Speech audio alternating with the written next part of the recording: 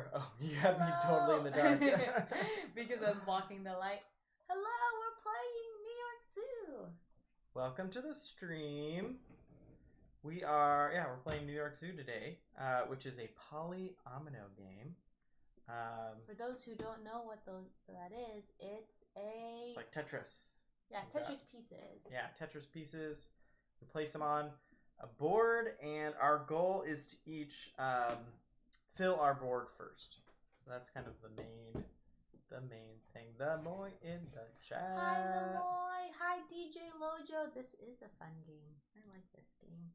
I picked it, or I requested it, because I wanted to replay a game, and work is a little busy, so I wanted to play one that's a little bit cozy. Yes. And our overlay graphics disappeared again. There was an update to the program, and some of our overlay graphics... A little bit like Patchwork, that's right. I would agree. Yes, very much so. It's Patchwork vibes. Yeah, 4-player Patchwork, kind of. If that makes sense. If we had 4 players.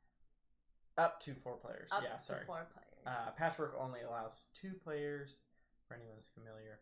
And Patchwork has buttons that you spend and gain through placing your things. This has animals, and it's got the classic Uwe Rosenberg, 2 animals in an enclosure makes a baby, which is that a classic? Oh yeah, but he's known for that mechanic. Oh, I didn't know that. Yeah. What other games are like Agricola. That was like the first Oh. one, I think. You put your family members in the house, and then there's a new family member, or maybe it's just animals. I can't remember. Hi, Legends. Stone Age, I guess, does that as well. Stone Age. Is that Uwe Rosenberg? I don't think so. But so it's not. He's not the only one. Obviously the mechanic comes from real life. It's not just art imitates life. Yeah. So hi, Legends. Hi, Plumpy Thimble. I really want to get New York Zoo. OLLNK. Also, you made me miss the zoo. Go to the zoo. The zoo was really fun. It's so much fun. We've been going at not odd, but less common times in the day, and it's been very nice because it's not as busy. And also, we made a Plumpy Thimble command because we need Plumpy Thimble's because we're fans. TikTok is one of our favorite things on the internet. So we talked about it last time, and then I made it. Legends, Team Pia, Legends. I have a chance in this game because I'm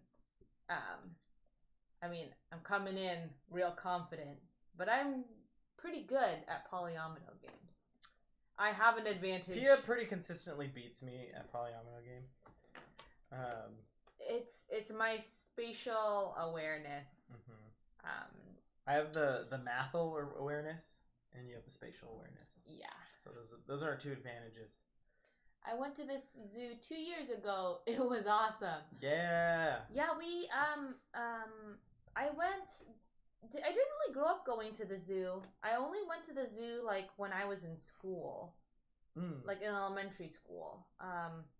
But we've started going because we got passes, and it's very fun. It's like a nice little pleasant walk around. It's like a park. It's like a park. Yeah, pretty much like walking around a park, but there's also animals there. Here's the question. We have a question of the day, and we were wondering what people's favorite animals are. I also realized that my favorite animals are based off of when I was a kid. I just really liked whatever animal was our school's mascot. So I was very easily what's the term? Swayed. So my favorite orcas were my favorite, and then cheetahs were my favorite, and they just followed the trend of I just copied our school mascots. All I could think about when you said that was suede, and you were being a kid. You were a kid who really liked the fabric, the suede as a fabric. Suede. I was really swayed by it. Yeah, I mean, who didn't like their mascot? I'm sure there's kids who didn't, but I feel like when you're in elementary school, we were the... You're impressionable, that's what it is. the leopards or the cheetahs? I can't even remember. I thought Pia would have liked Purple Parrots since that's the team she was on when she won Legends of the Hidden Temple, allegedly. These are I like this rumor because that definitely makes me sound way more interesting than I actually am. I wonder if people... I mean, there's hundreds of kids out there who were on Legends of the Temple. But the thing is, I haven't met one yet. So either they're not disclosing this information as adults, and I'm thinking, why don't you lead with that? Would probably be a leading type of conversation thing. Yeah, I feel like that's kind of how you should introduce yourself. Maybe before your name. My name is... Hi, I was on Legends of a Hidden Temple, and my name is Andrew. Hi, my name is Pia, and I was part of the Purple Parrots, the season that won. No, I don't really know. Why seasons. That play? Why that play? Oh my goodness, Why That Play did a stream while camping, and it was so cool. I think Why That Play, we were in the middle of a TV show, and Andrew got up, and so I paused the show, and then I saw that you were on. I checked it, and then we stalled the show for until you guys wrapped up, basically, because I was like, they're camping and streaming and playing a game. Also, that campsite looked really awesome.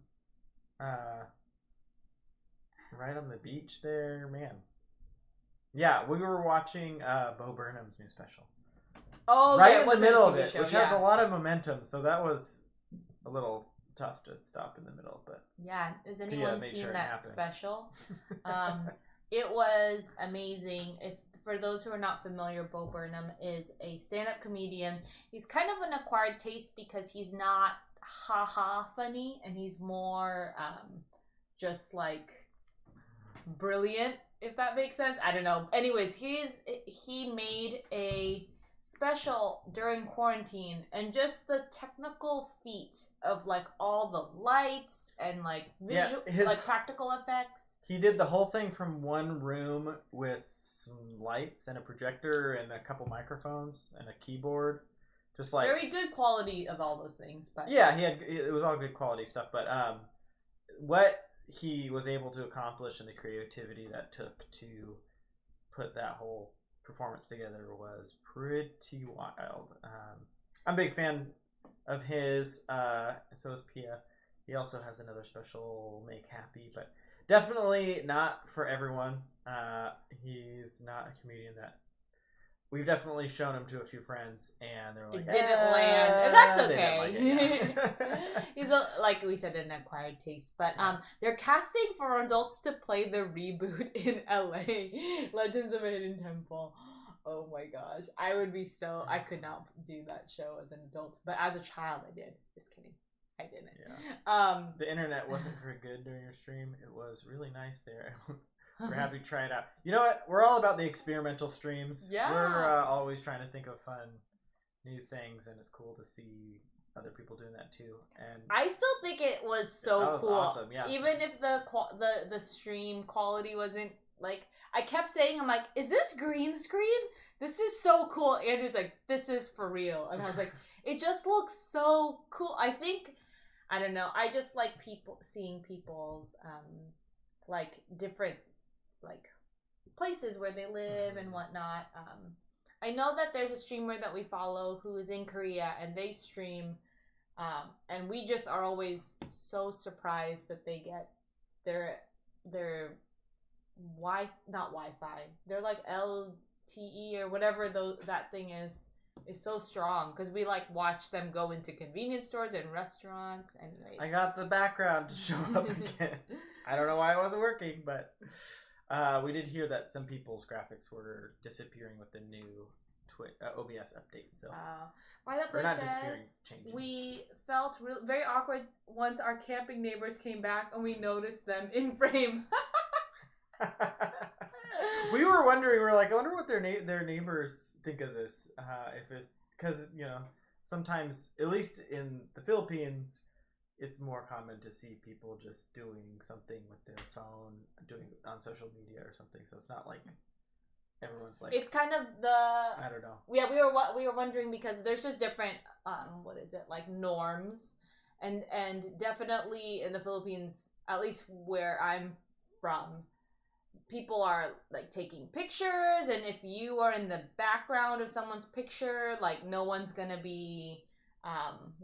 think twice that like, hey, this stranger is like in the back. I think it's just the way people see like privacy, and like I feel like I would have a hard time doing something like that in the US. And so I don't know, I think it's so cool.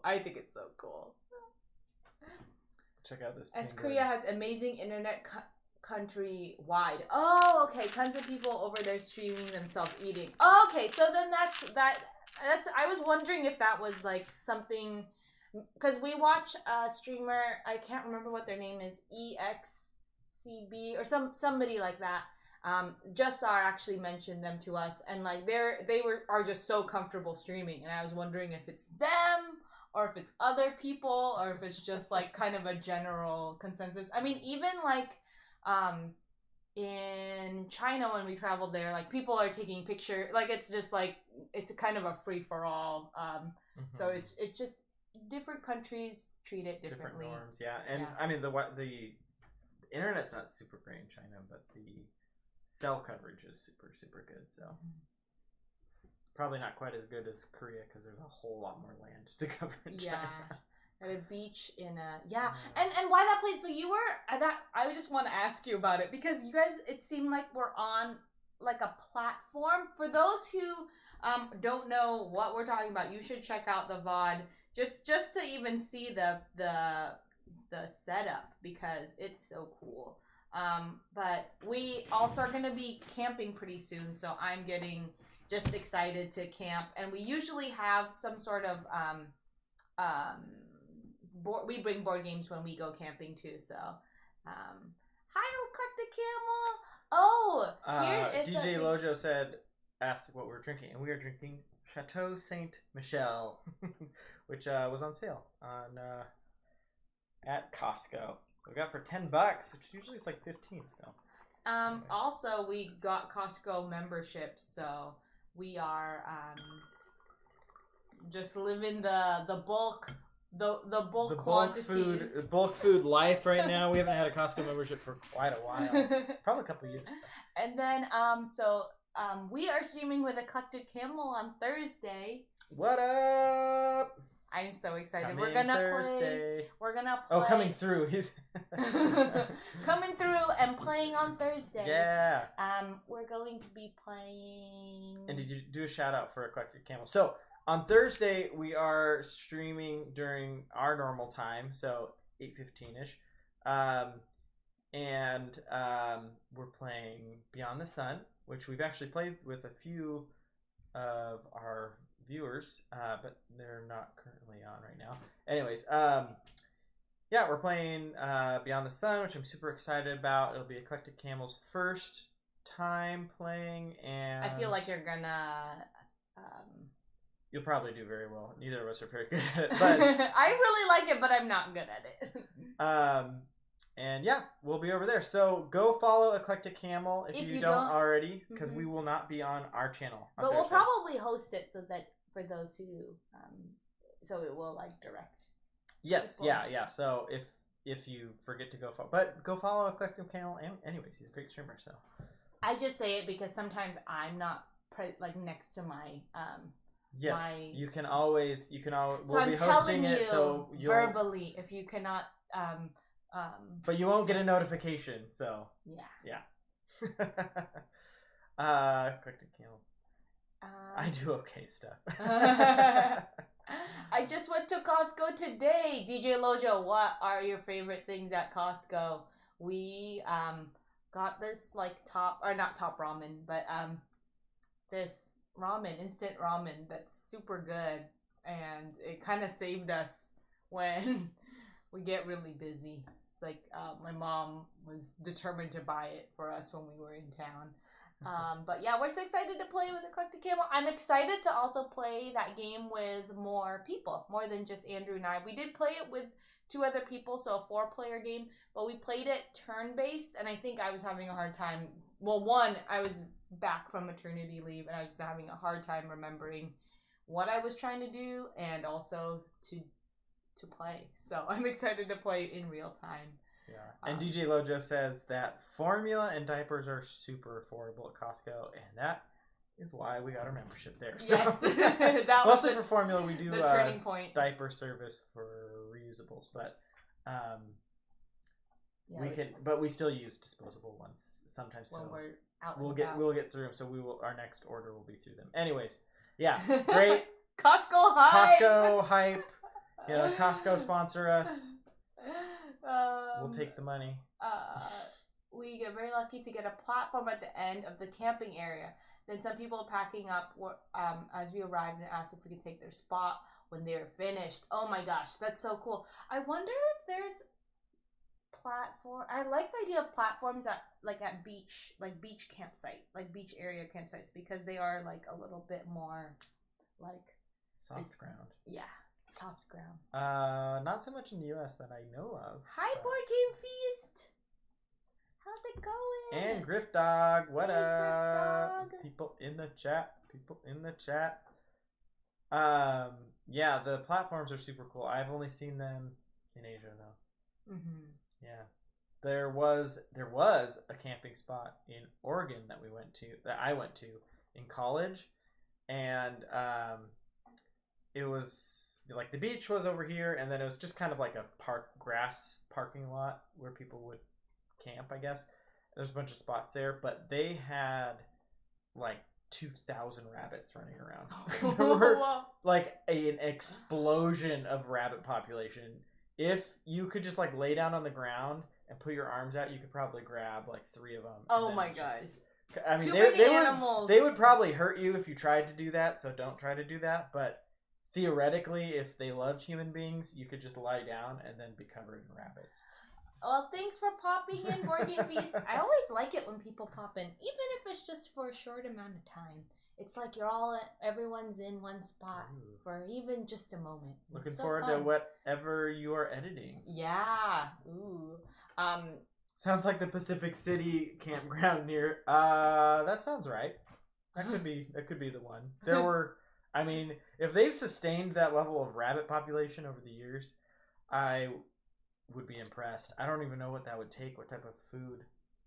They would just have to be eating all the food from the campers, I'm guessing. I don't know. Legends walking with Spam and Eggs plate. Yes. Legends, I'm trying to think of a emote that has Spam and Eggs. And Andrew was saying, we need a butt emote. And I was like, what if there were 2 egg yolks that were like a butt? That looked like a butt? That looked like a butt. That might be our next emote. Who knows? We'll see. I don't know if I can draw that. Emotes are a bit hard because I'm not very good at drawing simple designs. Mm-hmm. It's a good challenge though. But Andrew, you never said what your favorite animal is. And also, what are your guys' favorite animal? My current favorite animal is probably I always like pandas. They're so cute. That's true. I also like penguin. I don't have a favorite. I like penguins, and I like orangutans. I love orangutans. I'm listing a bunch of animals now. Yeah, that's not really my favorite anymore. You're just listing animals. Well, what is it's not your even top favorite? 10. What's your favorite animal? My dinosaurs. Favorite. I mean, does it count if they're dead then? They existed at some point. They did exist at some point. Okay, animals that don't that exist. That just changes everything. Though. Okay, then animals that currently exist. Not currently extinct animals. Animals I can see. A slice of Spam wedged between them. I was thinking something similar. I was like, the eggs could be the butt of the Spam. I was like, there's no way you can do that without it looking super phallic. Camping has become a huge thing here in Korea over the past 5 years. You used to be able to just pull up and camp on any beach, but they've really restricted it now that it's become too much for the beaches. Oh, that would make sense. Yeah. They have like camping was not big at all in China when we were there. Mm-hmm. So, anyway, not that has anything to do with Korea, but yeah. We live in the Pacific Northwest, so camping is very popular here. And I had a moment where I freaked out because I really hadn't. I wanted to go. I want to go camping a lot this summer, but I really didn't do very much planning ahead for the reservation spots. So we're gonna live the first come first serve life, and hopefully it Catch a works few out. spots, yeah. Yeah, I'm not sure. Hopefully it works out. We're not. I've never camped that way, but this is the summer to try because we have more availability. Borging if he says there's an amazing orangutan enclosure in the Seattle Zoo when we went there a couple of years ago. Ooh, that would be fun to see. There is an orangutan enclosure in Washington, D.C. that is wild. It is actually 2 enclosures and then has, like, it looks like power lines, but they're just cables. That's a walkway for the orangutans that are totally open air, that are like 35 feet in the air, that traverses between the 2 enclosures. And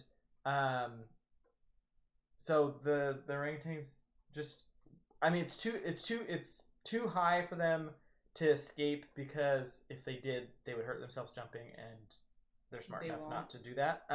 Is it orangutans or is it Wasn't it?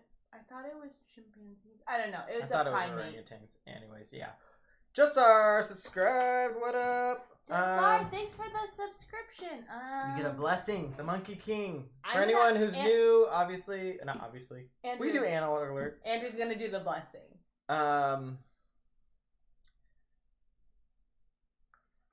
Here's the Monkey King, and he's come out to bless you.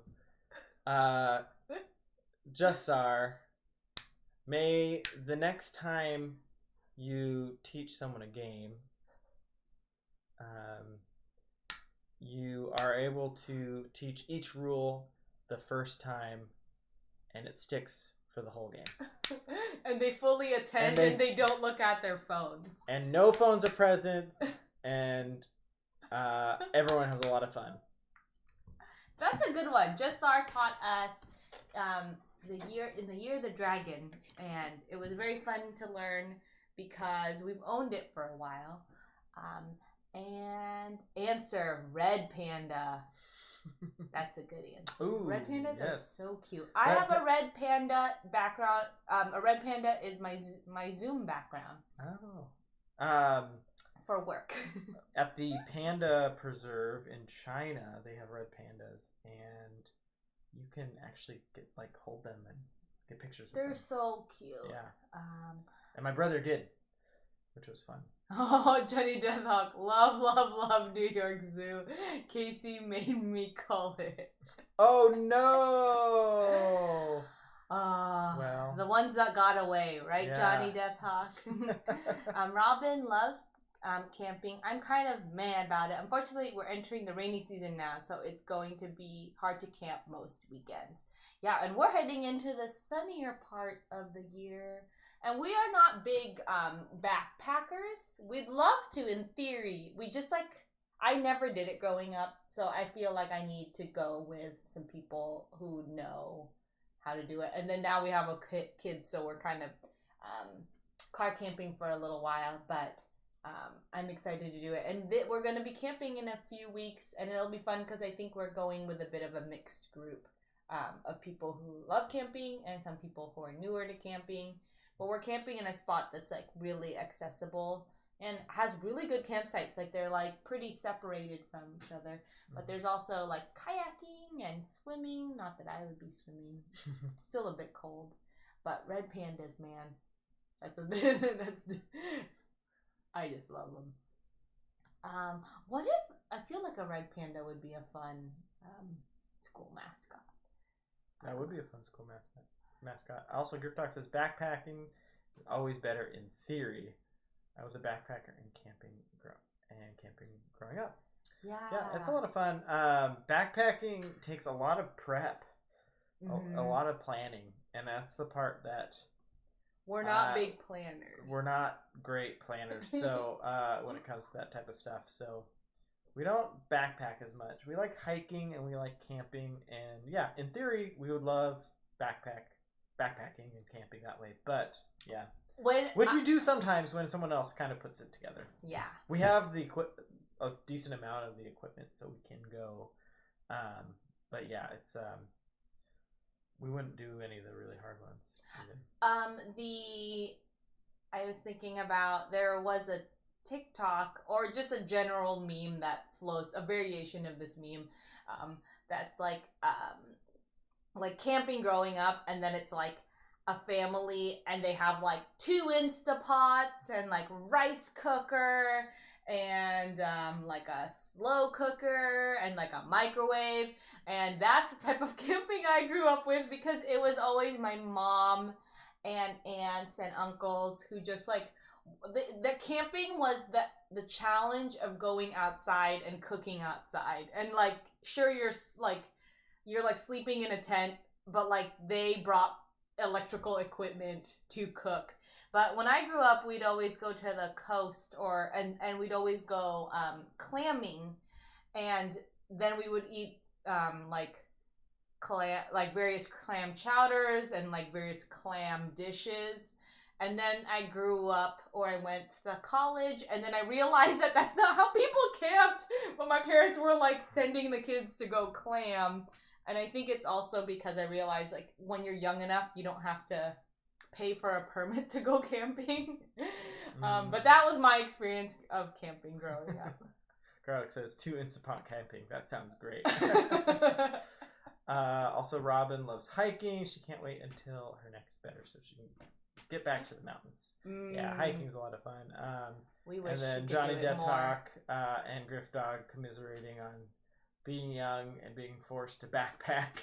Oh, I remember I had a good friend growing up, and he went backpacking in the Olympic Rainforest, which is here in Washington, and it like rained the whole time, and he's not much of an outdoor person. He's very much like me when I was growing up, where it was like video games and stuff were the main interest. Anyways, it was like talking to him about camping was like talking about some sort of PTSD. Like, he's like, I barely survived. It was raining the whole time. It's like I had to sleep in 3 inches of water. And then as a kid, I was like, whoa, that's really crazy. And then as an adult, I'm like, there's no way they actually slept in 3 inches of water.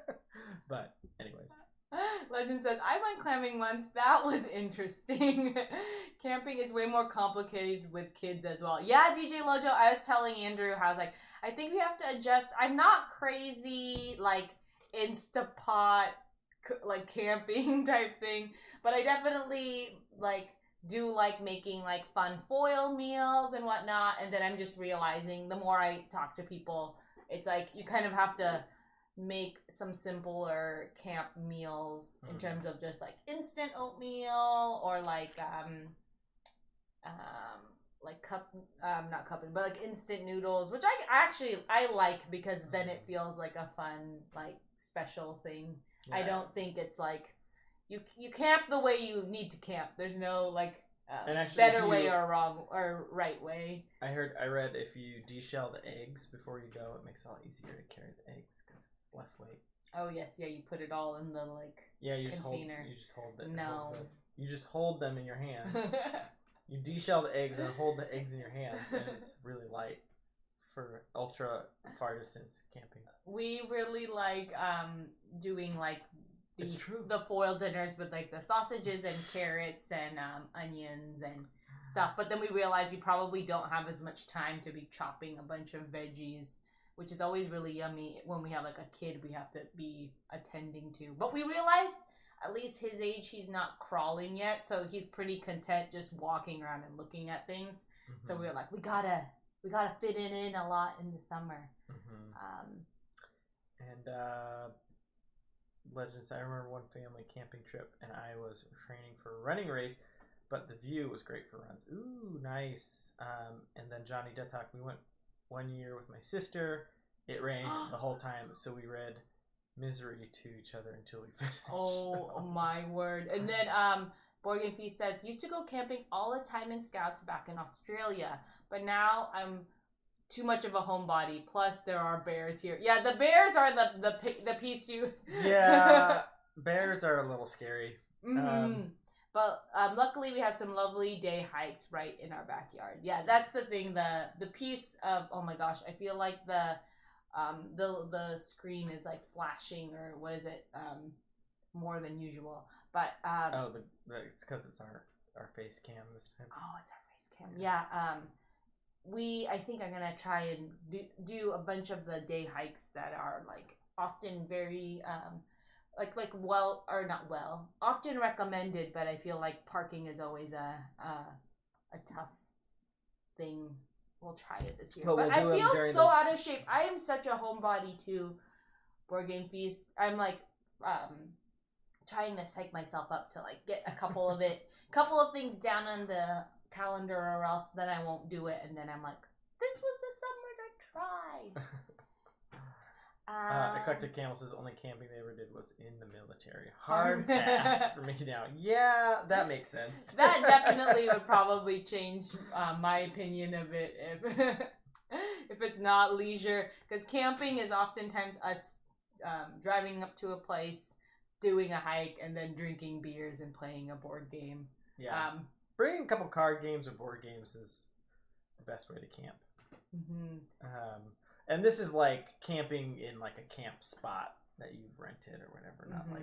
I would love to try doing like backcountry stuff, but I'm too. Again, I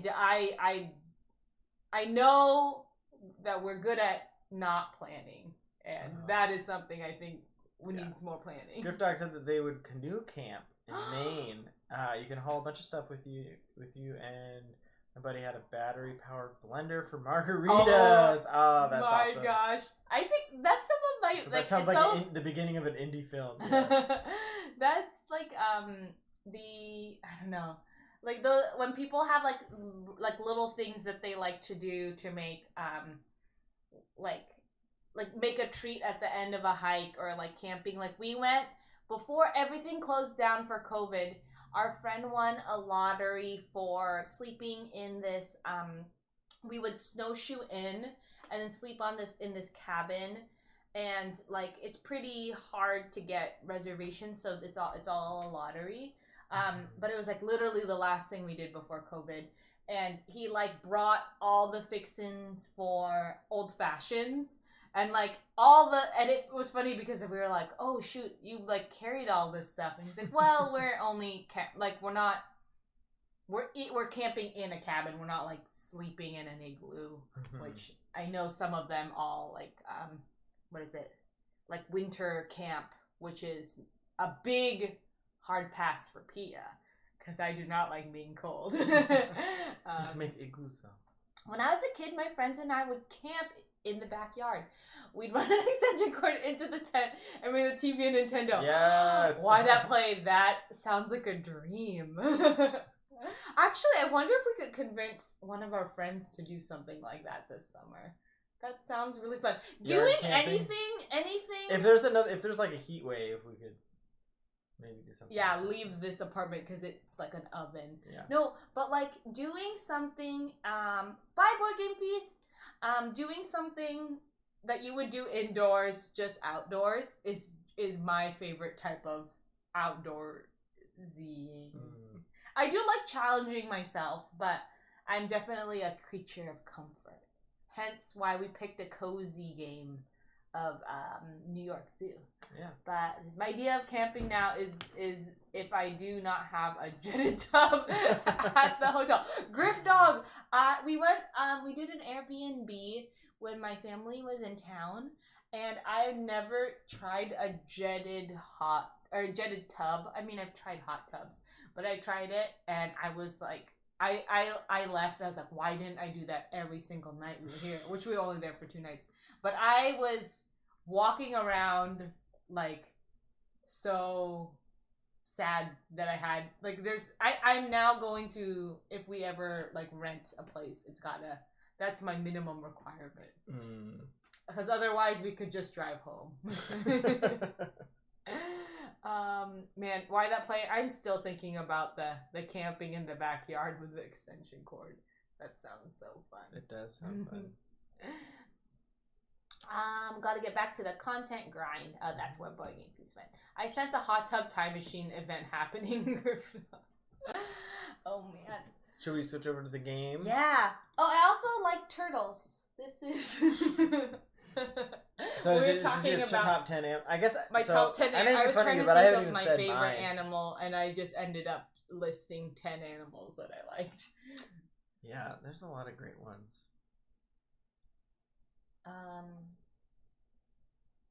Top animal. Andrew really likes best animal. You really like. So okay, best animal of the sea, orca. Dang it, it's so hard to pick just one. I was gonna say or otter. You like otters. I feel like I've known you liked otters for a very long time.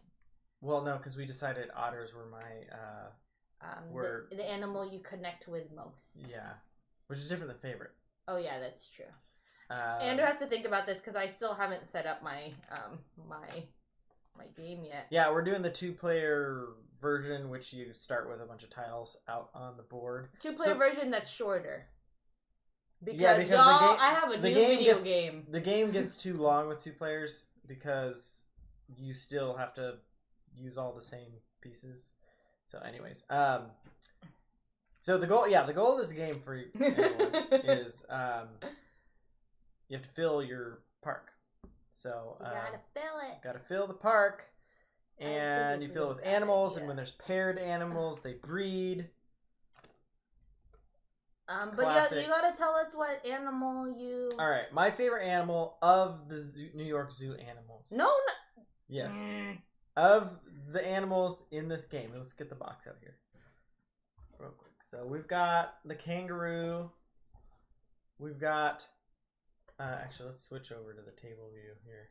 Why that play? Just before Robin was hurt, she spent about $700 on a custom camping quilt and was supposed to be rated for winter camping. How did this appear again? No. Every time. And it was supposed to be rated for winter. She didn't get to try it. Oh my goodness. Why that play? It's such a bummer when you get something and then you don't get to try it out. It's just like sitting there. I mean, you can apply that to board games. You can apply that to... I always get clothing on sale, but then it's not usually the season. Also, chat, which one's the best animal of these? Well, so we've got the flamingo, the Arctic fox, the penguin for sure. Where's the kangaroo, and then we got a meerkat here. Secret meerkat and double flamingo. I don't like the options here. You don't like these options? I mean, it's the meerkat. I think I also, as a kid, always loved animals that started with P because of my name. So penguins and pandas. Penguins are pretty great. I feel like meerkats are pretty fun. They are pretty. They're probably the most fun of all the animals here. I think I'm gonna say flamingos. Orangutan. Just Final answer. There. What was it? Orangutan, final answer. For your favorite animal? Yeah. No camels. Yeah, no camels. There was an elephant too. El Collected Camel, I'm writing to Capstone Games and saying, where are the camels? Give us camels. Yeah. Griff Dog, favorite animals: sea, manatees; air, peregrine falcons; and land, elephants. Peregrine falcons are awesome. I also knew a lot about peregrine falcons because they're one of the original Power Ranger animals. So I looked them up. Before, when I was a kid, we had a game where we just all picked what bird we were, and peregrine falcon was my favorite one. I don't know why I didn't pick penguin, but they were more air animals. Eclectic Camels. One of these is not like the otters. I missed that one. I played Mandala Stones, Talisman, Legendary Tales, Gloomhaven, Jaws of the Lion, and games of... I don't know how to say that one. Yggdrasil. Oh. It's like a Viking thing. Oh. Yeah. Which one was your favorite, Legends? I'm a big clearance shopper, so clothing rarely gets to be worn when I buy it. That's very true. Beyond Dead. Same here. And Andrew is very much he gets his clothes when they're given to him, or they're given to him free. Like at a bar, they'll give out like a bar. Yeah, there was a shirt you got from what's it called? That one bar near the university. Or no, never mind. That was a friend who got it from the bar, and then they gave it to you. I don't know what shirt this Ian, is. the red one from Engine 9. I don't know where it went, but I remember every time I see it. I do kind of remember that him giving me that shirt. I think because he didn't want it. Because it didn't fit. Love Jaws of the Lion. A friend and I were playing a campaign with moved away. 2 scenarios left, 2 or 3. That's really painful. Is that a game that you could just play by yourself to finish it, or would that be too sad? I feel like that would be too sad for me. Why that play? We had a few friends that were from Oklahoma that moved back to Oklahoma to be closer to their family, and then we rarely played the few games we would always play with them, which was Clash of Cultures, and Andrew played also a lot of that one game that actually Johnny Deathhawk was asking about, Memoir 44. You guys played a lot of that. But then when they moved away, it was just like the person wasn't there to kind of not even initiate, but like that person is the person you play it with, and so it's hard to kind of like remember to play it with remember as an option when they're not around. I finished a mission 4, and I am the Valrath Red card. Hey, there's our graphics back. He may be moving back later this year, just before Frosthaven arrives. Nice.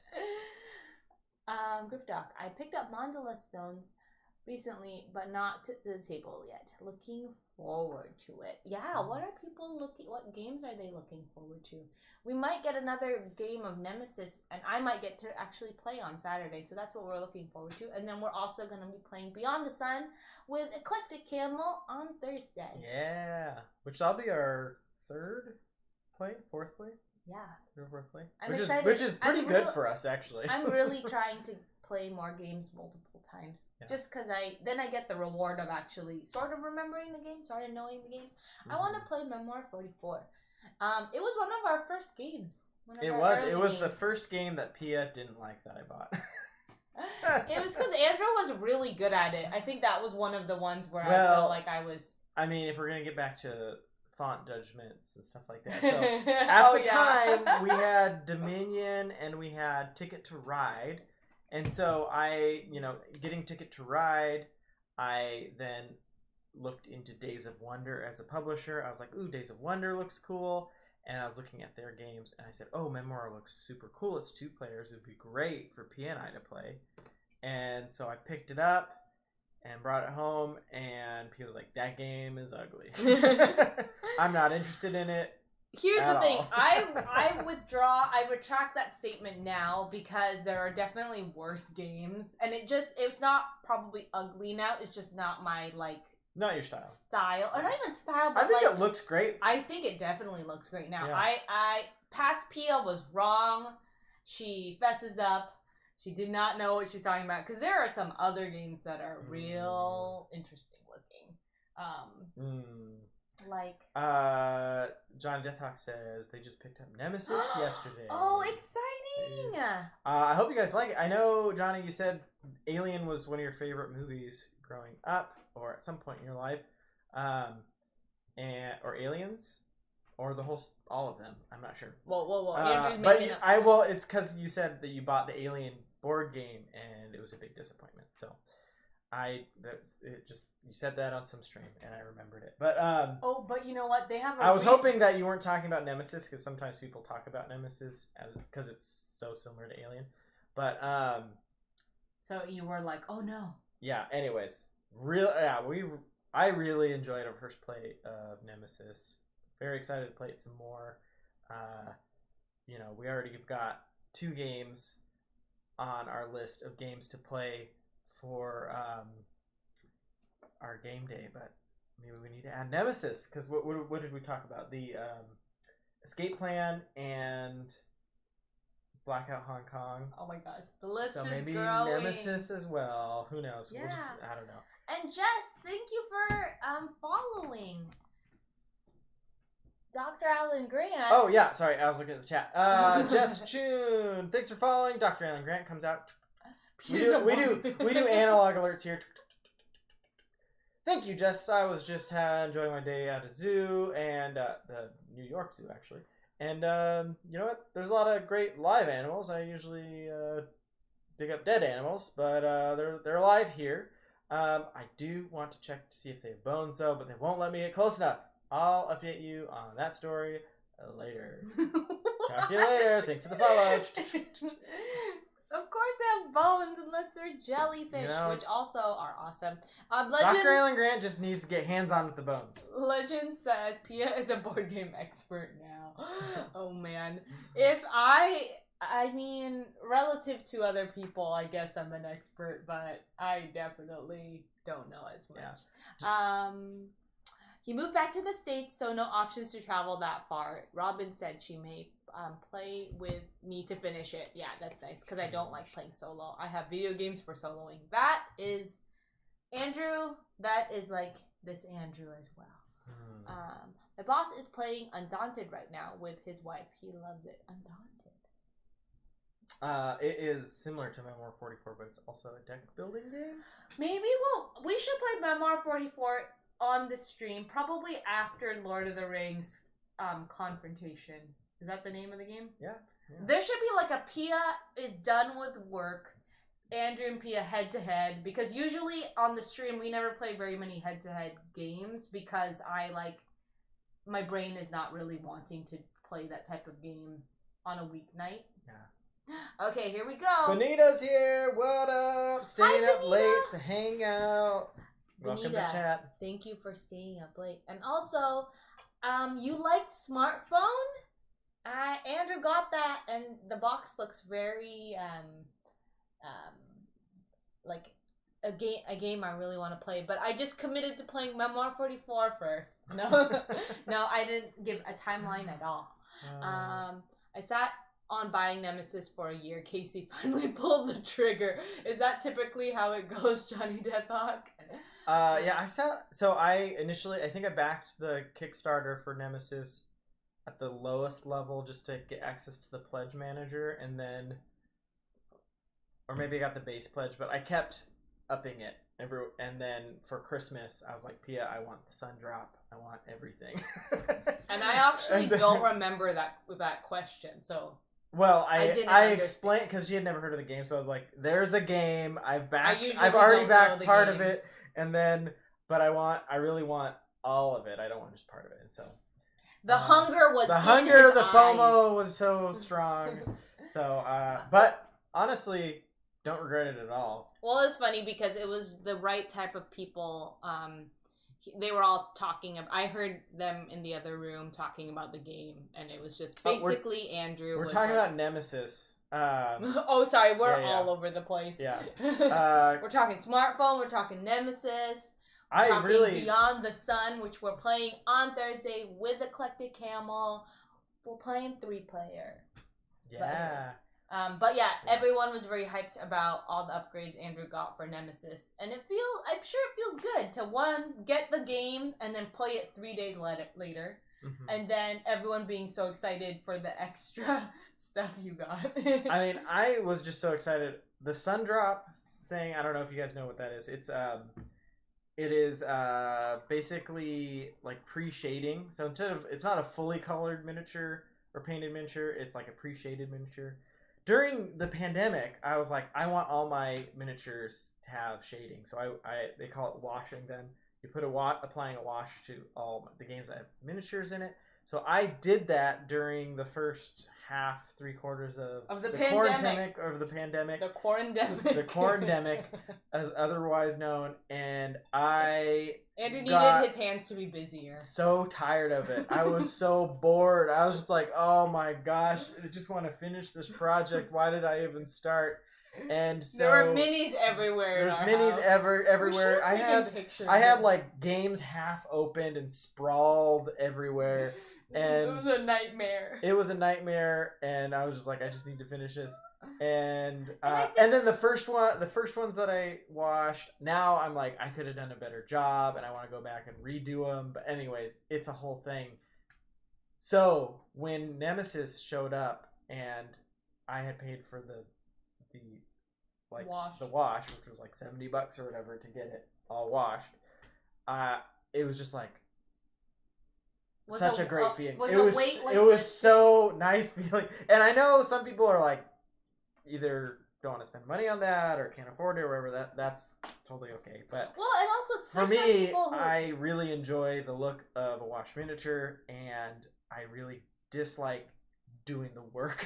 Well, you don't find it like immediately or like you don't. Yeah. It's not particularly fun for you. I realized that. I realized that in the last year. I thought at first I was like, oh, this is kind of like therapeutic, or like it feels good to just do this, and then. But by the end of it, I was like, I'm so done. Oh no, I missed it. Legends had a question for Dr. Alan Grant. Oh yes. I bought Jurassic Parks board game or Jurassic Park board game, and there is a Dr. Naomi Grant. Is she related to you? Weigh in, Dr. Alan Grant. And then, as you're looking for him, I'm not looking for him. He's coming. Oh my god. Dr. Naomi Grant is my younger sister. But thanks for asking. She followed in my footsteps, became a doctor. Even though she became a doctor first, which, very interesting that she would copy me like that, but copy me first. I don't know. We have a little bit of a sibling rivalry. I talked about it for years. I swear. Anyways, yeah, she's cool. She, digs up bones too. So, talk to you later. Benita says she posted some sort of painting that she did on her Discord and Twitter. I'll have to check that out. Oh, nice. I have painted a little bit, and I love the results of painting, but it takes so long, and there's so many steps, and it's messy, and yeah. And I get halfway finished, and then I give up. Yeah, I can't. You don't have the painting stamina. Eclectic Campbell says, "I can't buy the big thematic games anymore. Gotta try before buy, but stick a stick looking euro, and I'm throwing money at the screen." Yeah, I think I think that was what made me really nervous when Andrew was buying this Nemesis game. Eclectic Camel. I think I'm like more on kind of your. Yeah, we should switch back to here because we're not playing the game yet. No, I think I get really nervous. I'm like, how do you know if we're gonna like it? The nice thing about Nemesis was I bought it with a lot of confidence. Because I've been playing, because I felt like I was like finally at a level where I was like, I've done the research on this game. Because there's been so many games I've bought, and I'm like, oh, this person will like it, that person will like it, and there's surprises when I play it, or it's more complicated than I thought, or not as interesting as I thought, or maybe that part that I thought was gonna be interesting wasn't as much fun. So on and so forth. Live and learn. Live and learn, and I've done that plenty. But there was such a mixed reaction with Nemesis for reviews. Like, there's the people who love it, and then there's people who absolutely hate it. Like Board Game Barrage, one of the podcasts that I listened to in a lot of ways, they really didn't like Nemesis. They liked it in a way that they didn't like it in all the ways that I knew I would like it. And because it was so contentious, it helped, instead of it just being like everybody loves this thing, and it's a little harder to know whether I like it. I think because there were like an equal number of people that were like, I hate this game and I love this game, and the things that they loved and hate about it resonated with what I love about games, which is those big dramatic moments and the social tension and the story and all those pieces. And it's less about the grand strategy and like having 100% control over the situation, and obviously the pitfalls of the dramatic moments and the tension and stuff like that is that there can be, you could possibly have a bad game of it, or someone could, some things could, the dice rolls all line up and you have a bad time for a little while. But that is something that I think I'm okay with in general. And I don't know. Our game group is into that. Yes, yeah. And which is why I think we're gonna get beat by Eclectic Camel for on our game of Beyond the Sun, just because I feel like Eclectic Camel, you are pretty good at Euros, I feel like, and that has like some pretty good it uses that Euro side of brain, which I feel like is one of the reasons why I think I really like that game, even though it's not I'm not very good at it. Beyond the Sun. Now we're talking about Beyond the Sun. We're all over the place. And Benita did miniature painting for the first time. I'm gonna check that out after this, Benita. Oh, tonight. Yeah. Oh. We have been so busy lately. Yeah. There's some times where I wonder, are we even gonna stream? And we do. We stream, but here we are, 1 hour in, and we still haven't played the game. But that's okay. I am happy to be here, chatting with all of you guys. Justar and I tend to move them. Justar and I tend to move them on faster than other types of games. Wait. Where's the Monkey King? We got a sub. Props on the Monkey King. It's you, baby. Oh, here. Definitely not. Not me. The Moy, our original and first subscriber. Thank you, the Moy. The Moy, I bless you with your schedule lining up with the next time we play Nemesis, that you're able to play with us. And it's a very self-serving. That you'll have fun. You'll have fun. It's not self-serving. Okay. It's the Monkey King. I'm not making these blessings. The Monkey King has a mind of his own. Sick looking. Yes, thank you, chat. LLMK. Sick looking, not stick looking. That was what I was like, I don't know what that means, but maybe that's a way of saying certain things. Oh, Jurassic Parts is a game. Got it. Jurassic Parts. The letter T. Oh my goodness. Griffdog, my last big game was a used copy of Anachrony with the Exosuits expansion and Future Imperfect expansions. Nice. Anachrony is part of my training program I'm going to play a couple of big games, and then hopefully I'll be ready to play Twilight Imperium. This is a training program created by Brandon Ajar, Andrew, and Johnny Deathhawk. So what we need to play, if you really want a training program for Twilight Imperium, is we have to play Rebellion, which Benita and Johnny Deathhawk just played. Actually, who won? I didn't get to catch the end of that. Benita did? Not Benita. Sorry. Casey, that would be... Casey and Miguel. I want to see Benita versus Johnny Deathhawk. But Benita did play it. There was another streamer. Dang it. There's two. It's happened recently. Andrew. Now I'm all over the place. There's been a few. Maybe it wasn't Benita. Yeah, it was definitely not. And I'm better at names than Andrew, so this is the funniest part to me. Silver Meadow Tavern played Rebellion with a guest, and I can't remember the guest. So there was 2 streams in the last weekend with Rebellion. And Rebellion is like 50% Twilight Imperium, which is my main point. Oh, okay. Sorry. So, as a training program for Twilight Imperium, the best game to learn would be Rebellion, because half the rules are the same. Okay. Yeah. Sounds good. Also, War of the Ring, and I will not rage quit. And we don't have Rebellion, so that's probably... We know people with Rebellion, so maybe we can borrow it. But digging up fossils, $3 at Barnes and Noble. Benita, wait, was painting a little stressful? I feel stressed out painting because I think I'm worried. I'm like, I'm gonna ruin this, and it probably would be better not painted. I always wonder. I want to play Nemesis, so it's very Moy serving. All right. why not play? Have a good rest of your day and hope that work goes by quick. Yeah. What game? I missed it. Oh man, I don't even know what that. We're so We were far talking about behind. Rebellion. Oh, got it. Yeah, you didn't play it recently. Unless you did. Andrew's Okay. making things up. I'm telling lies on Oh, the I internet kept messing up. about what games people have been playing. Andrew's gonna just start. Johnny saying- Deathhawk recently played Patchwork. Yeah, Andrew's gonna make it up. And Andrew's gonna say stuff like Benita hates terraforming Mars. Yeah.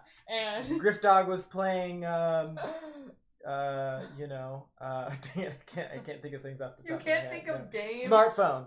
I can't think of games. No. It was a tense battle. Casey shored up a blockade around her base, and I was 90% sure I had it pegged. Took out some of my superstar, destroyer, and direct hit on Death Star. Brutal and awesome. Yeah, great. I mean, Rebellion. When I saw everyone streaming it this weekend, everyone meaning 2 streamers streaming Benita, it. Super Metal Tavern, Johnny Deathhawk, Griffdog. Seems like Benita needs to play it now. Legends. Why that? Literally everyone in chat was playing Rebellion this weekend except for us. When I saw that was happening, I was like, "That's actually a great game to stream." It's long, but it's very dramatic. And there's a lot of really cool moments. Andrew wants the drama. Yeah, it's fun. It's a fun part of the game. I love the drama. I don't like to be part of the drama, and that's when I start freaking out. Maybe we should play one of the games where... Legends, what was I playing? Legends was definitely not playing Marvel United. Every other game other than Marvel United. Legends was playing...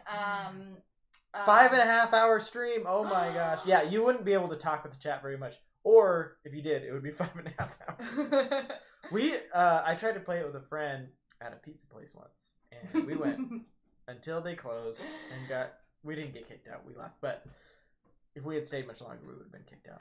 What did Legends play? Legends played a game that we really like called King Chocolate. No one knows it, and I always wanted to play it. And Andrew was like, "What game do you want to play?"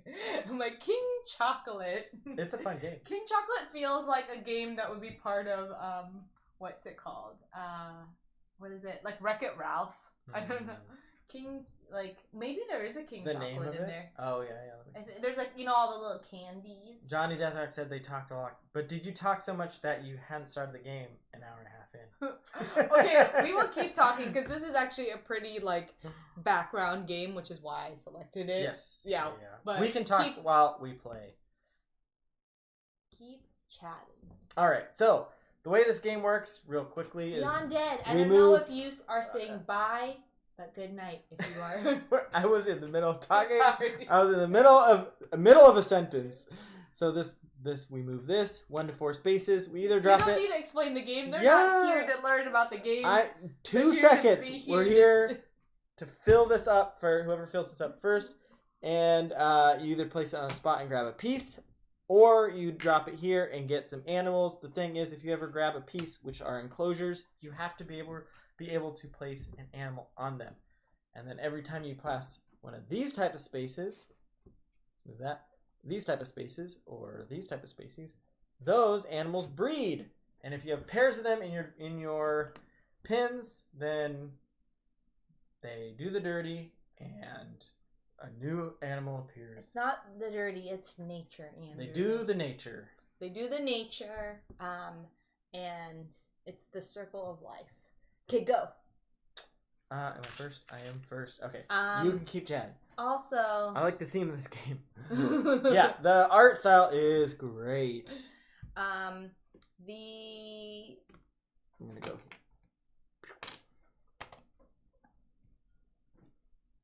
And then I can go? And then you can go, or you can chat if you like. I'm gonna go here, and I'm gonna get this one. Whoa. DJ Lojo, nature be dirty.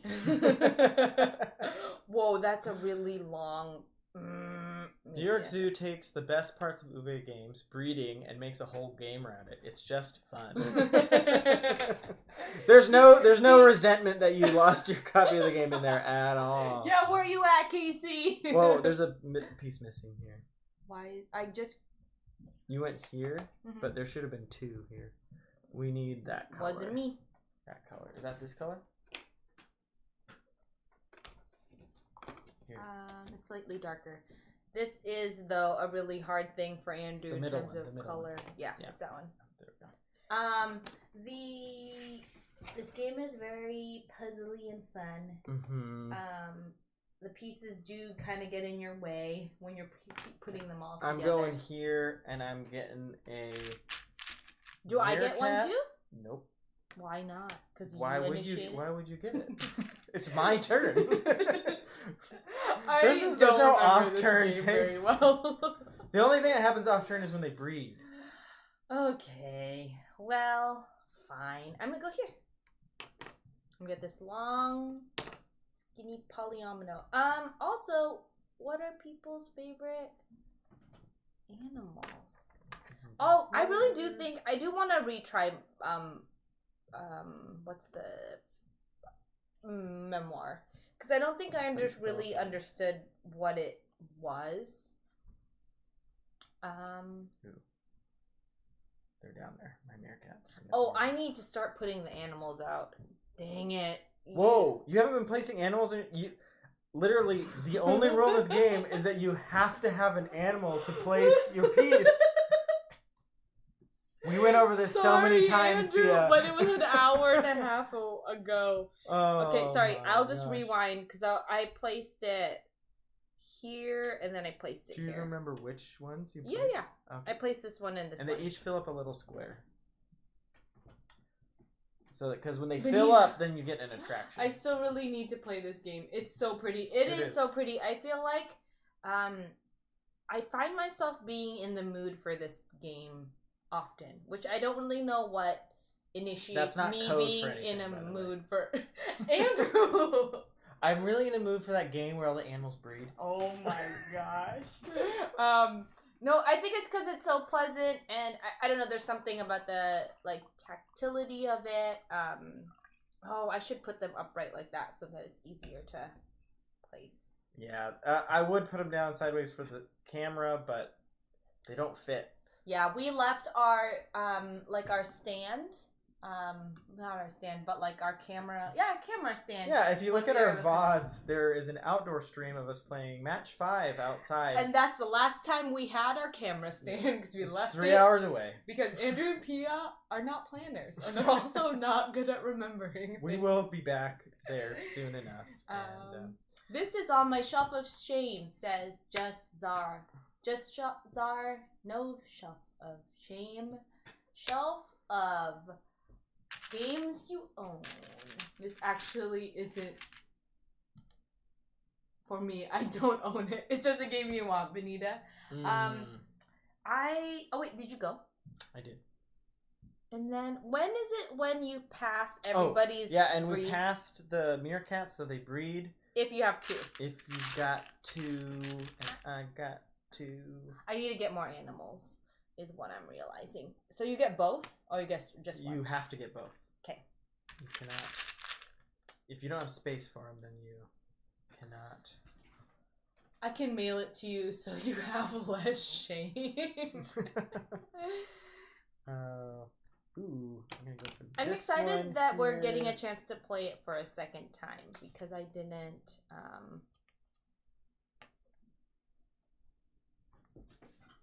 I didn't get a. Ooh, is this? So this is shelf of games we haven't played yet. Shelf of games. So, gosh, this is not good. I'm gonna go here. So, the flamingos populate. They do the nature. They do the dirty. And then I'm gonna go. TJ Lojo. Random animal facts by Lojo. Elephants and anteater males have testicles on the inside of their bodies, therefore have no scrotum. That's actually probably good for a trivia night somewhere, once those come back. Legends and DM. I'm thinking of playing Marvel United. I blame Andrew. Andrew, so if I place this here, I can't get this out here yet, right? What?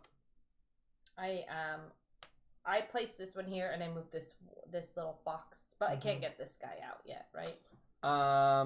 When does this guy get to go out? Is my question. When you place a new thing or from the house? Yeah, from the house. Yeah, when you place a new thing, you can place them on there. I don't know. You want to just move it over there? Oh, Panda! Oh, thanks for what raiding. up, Panda Angels raiding?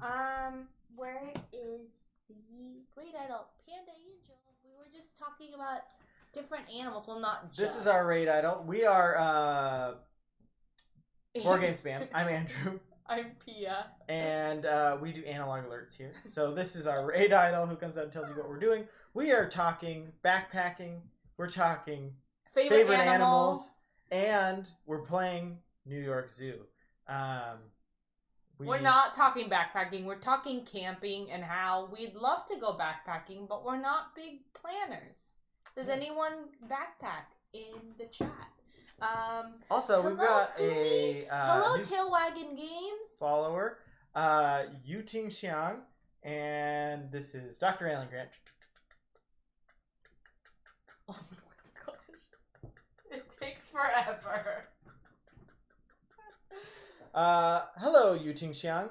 I am Dr. Alan Grant, and I just wanted to welcome you to the stream. Thanks for the follow. I was just walking around the New York Zoo, just like the game that they're playing, and I've been really curious if these animals have bones. So I've been trying to sneak in to their enclosures to test them, but so far, no luck. So more news on that story later. Talk to you later. I'm glad that you appreciate Andrew's pronunciation. He studied Chinese language and like history in college, so he should at least be able to pronounce it. I hope so. Wait, what happened? Yuting Xiang. See, this is where I'm doing a bad job. Is impressed with your pronunciation. Andrew can't read it because it's covered by something. Yes.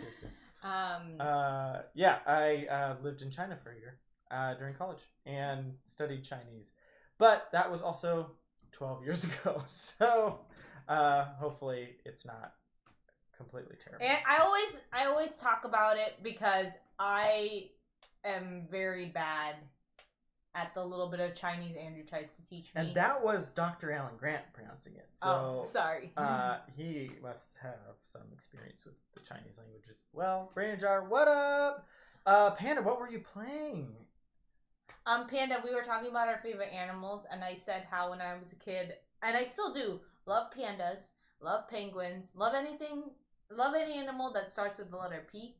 I also love orangutans. I've decided that that's my favorite animal when asked what my favorite animal is. So, chat, wait. Panda Angel, the raid worked. It did work. It was awesome. People are here. They're enjoying themselves, I hope. Tailwagon Game says, never been backpacking, but we do love camping. We love camping as well. And we're going to try to do more of it this summer. Oh, Panda won by 4 points. What game was it? Did I miss what they said they were playing? I'm looking and I don't see it. Oh, Brain Jar, were you also on the stream? Book of Villainy. Oh, I don't know what that game is. It's a rare case of Andrew not knowing what a game is. It's a Kickstarter. Tessa designed it. We'll have to check it out. You beat the designer? Now that, I feel like if there were trophies or like in PlayStation has trophies or like achievements on Xbox, that has to be a board game achievement. I beat the designer of a board game. Someone needs to come up with some board game achievements and little badges. So yeah, little badges could be like I played a game 3 times. Like I played a game more than, I don't know, Like, what's an average amount? Like, what? Okay, here's the question, chat. How many times would you have to play a game? I guess it might be based off of how much it is. But how many times would you have to play a game before you feel like I played what? Kumi says, Andrew, are you on a yoga ball? Yes, Kumi. That's why I bounce. It's the only chair. Well, it's my main like gaming chair, but also it's the only chair that keeps us at an equal level. Because I'm in a rocking chair. He is in a rocking chair, and so if I sit in any of our other chairs, I'm like sitting way up here. Yeah, which is weird because there is like I remember I saw something on your TikTok, Benita, where people were giving you crap for like the chair you were using, and I'm like, people have too much time on their hands. People should give me crap about me. Yeah. When I get excited, I bounce. Yeah. Or stressed. When Andrew's playing a video game and he's bouncing a lot, it's because he's not doing well. I'm here for bouncy Andrew. Yeah, usually, I don't know. Benita, I purposefully bought an office chair. Oh, what? Yeah, people have like so many opinions, and it's like it's a surface to sit on. Yeah. It's them being comfortable or not. It works on my core, you know, helps me stay stable. Wait, we should flip back. Oh yeah, but we are playing a game. Thank you for the raid, Panda. We appreciate it. Oh, and now we don't really know who went last, right? I did. I got some flamingos and a penguin. They're hanging out up here. No. And we were trying to figure out because you were asking how to get the meerkat onto your board. Oh yes, I'm doing a very bad job of remembering the rules. I think you. I'm gonna start streaming in a tire swing. So you can Johnny in a tire swing. Please do that. Oh. Okay, sorry. Or you could get never mind. Andrew. I just have a dirty mind. Oh my gosh. Apparently it's New York after Zoo. 9:30, so we can make dirty jokes right now. Kumi says Deathhawk sexy. A tire swing would be pretty. You have to do your move as you swing by. So you drop your like animal like on the board, which Johnny Deathhawk can't do because Casey Brain Jar. I heard that this game got called, which it was very funny because I was like, Johnny Deathhawk is saying this, but I don't see Brain Jar in the chat, so this is actually very funny because she's not here. So the only way, you want a second meerkat here, yes, right? I want and I need one. You need to go to a spot that has a meerkat. Okay. And then drop, and then you can place it immediately or directly into that. Oh, got it. Yeah, okay. So I'm gonna go. What is my plan? In your underwear, Miley Cyrus style. Oh, what man, game? So if you would be in your underwear, you'd be on a wrecking ball or a tire swing. What game pairs well on with a tire swing? Oh, and a wrecking ball. Like what's a game that you could actually play? Yeah, what game pairs with that chair? Oh my gosh! If we're considering it a chair. The thing is, I had never seen this is a question for chat. The music video. Your turn, by the way.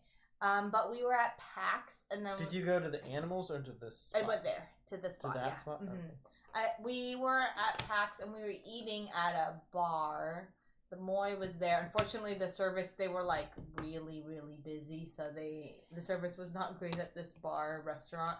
Well, they were out of beer. They were out of beer. They ran out of beer. It was a Hard Rock Cafe, and they ran out of beer. Anyways, how does that happen? But Wrecking Ball was like in the background, and I remember watching it. I'm like, is this the music video? And then, I mean, it makes sense. I haven't really seen many music videos, so I don't know why I'm surprised. But I think a game that would be good, swinging, would be.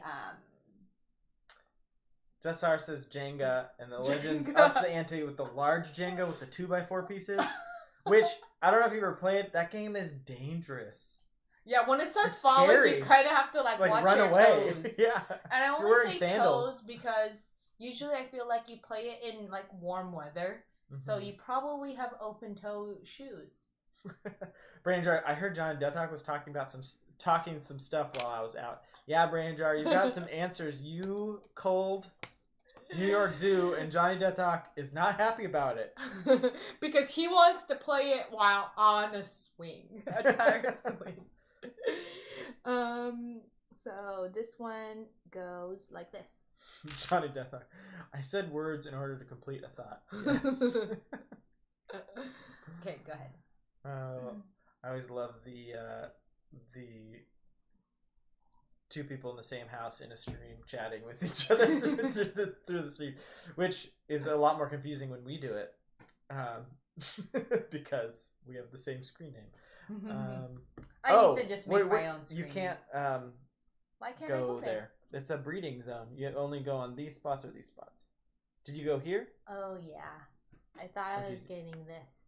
The breeding just happens. Oh, the breeding just happens. I don't have anything to breed. Yours can breed if they want. If they're interested. They want. Oh my gosh. Boy, do they want. I really need to be paying attention to I'm in on the polyomino game. I'm doing terribly with the animals. Johnny Deathhawk, make me ramen. Every time you say Johnny Deathhawk, I think you're talking about Johnny Depp. I really enjoyed it, but you know how it is. That's fair. I mean, I have cold games that Pia likes. Yeah, I asked, where is this game? And Andrew's like, we gave it away. And I was like, oh. I think the hard part is we called a bunch of games right before the baby was born because there were board games everywhere. There's still board games everywhere. I don't know. It's everywhere. And I shouldn't say this because there's clothes everywhere and that's on me. But it's funny because ever since we started streaming, we've played more games, and then I'm starting to find like reasons why I would like to play that one game that I didn't like absolutely love, but it's like now hitting a type of like mood or like kind of like weight that I'm looking for. So the nice thing is many of those games are with our friends and we just have to see those friends.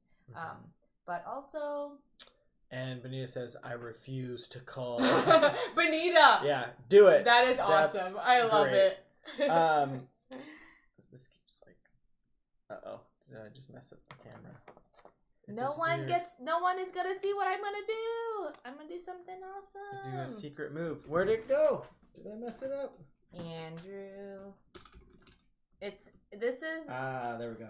I was just trying to adjust it because it was crooked. Little do you guys know that Andrew... I'm not going to do that. So, Benita, Andrew's a saboteur. If you refuse to cull... I love that energy, Benita. You will never have the moment that I had when I sold Battlestar Galactica with every expansion for like $50. Right before it goes out of print, and now people are selling it for like... I don't even care about the money. I just want to play the game. It's like $500 now. I know.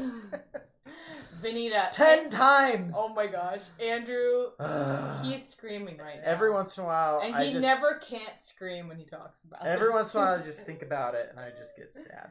The thing is, we have a friend who has the copy, which is why I called it. I was like, my friend's the one who don't like... We don't both need it, yeah. We don't both need it. I was like, blah, blah, blah, blah, blah. I have the expansions, but when are we ever going to get to those? And I think that's where Andrew started to think that he started second guessing. If I never culled, it wouldn't have happened. Exactly. Benita, if he knew you before this happened, he would probably cite you. He'd be like, according to Benita. It's painful. No, I do. That is like the one thing that I'm like, I feel really bad. Honestly, though, I think it has been good in terms of just narrowing down our options. Being an omni gamer and buying games is rough because I just buy too many.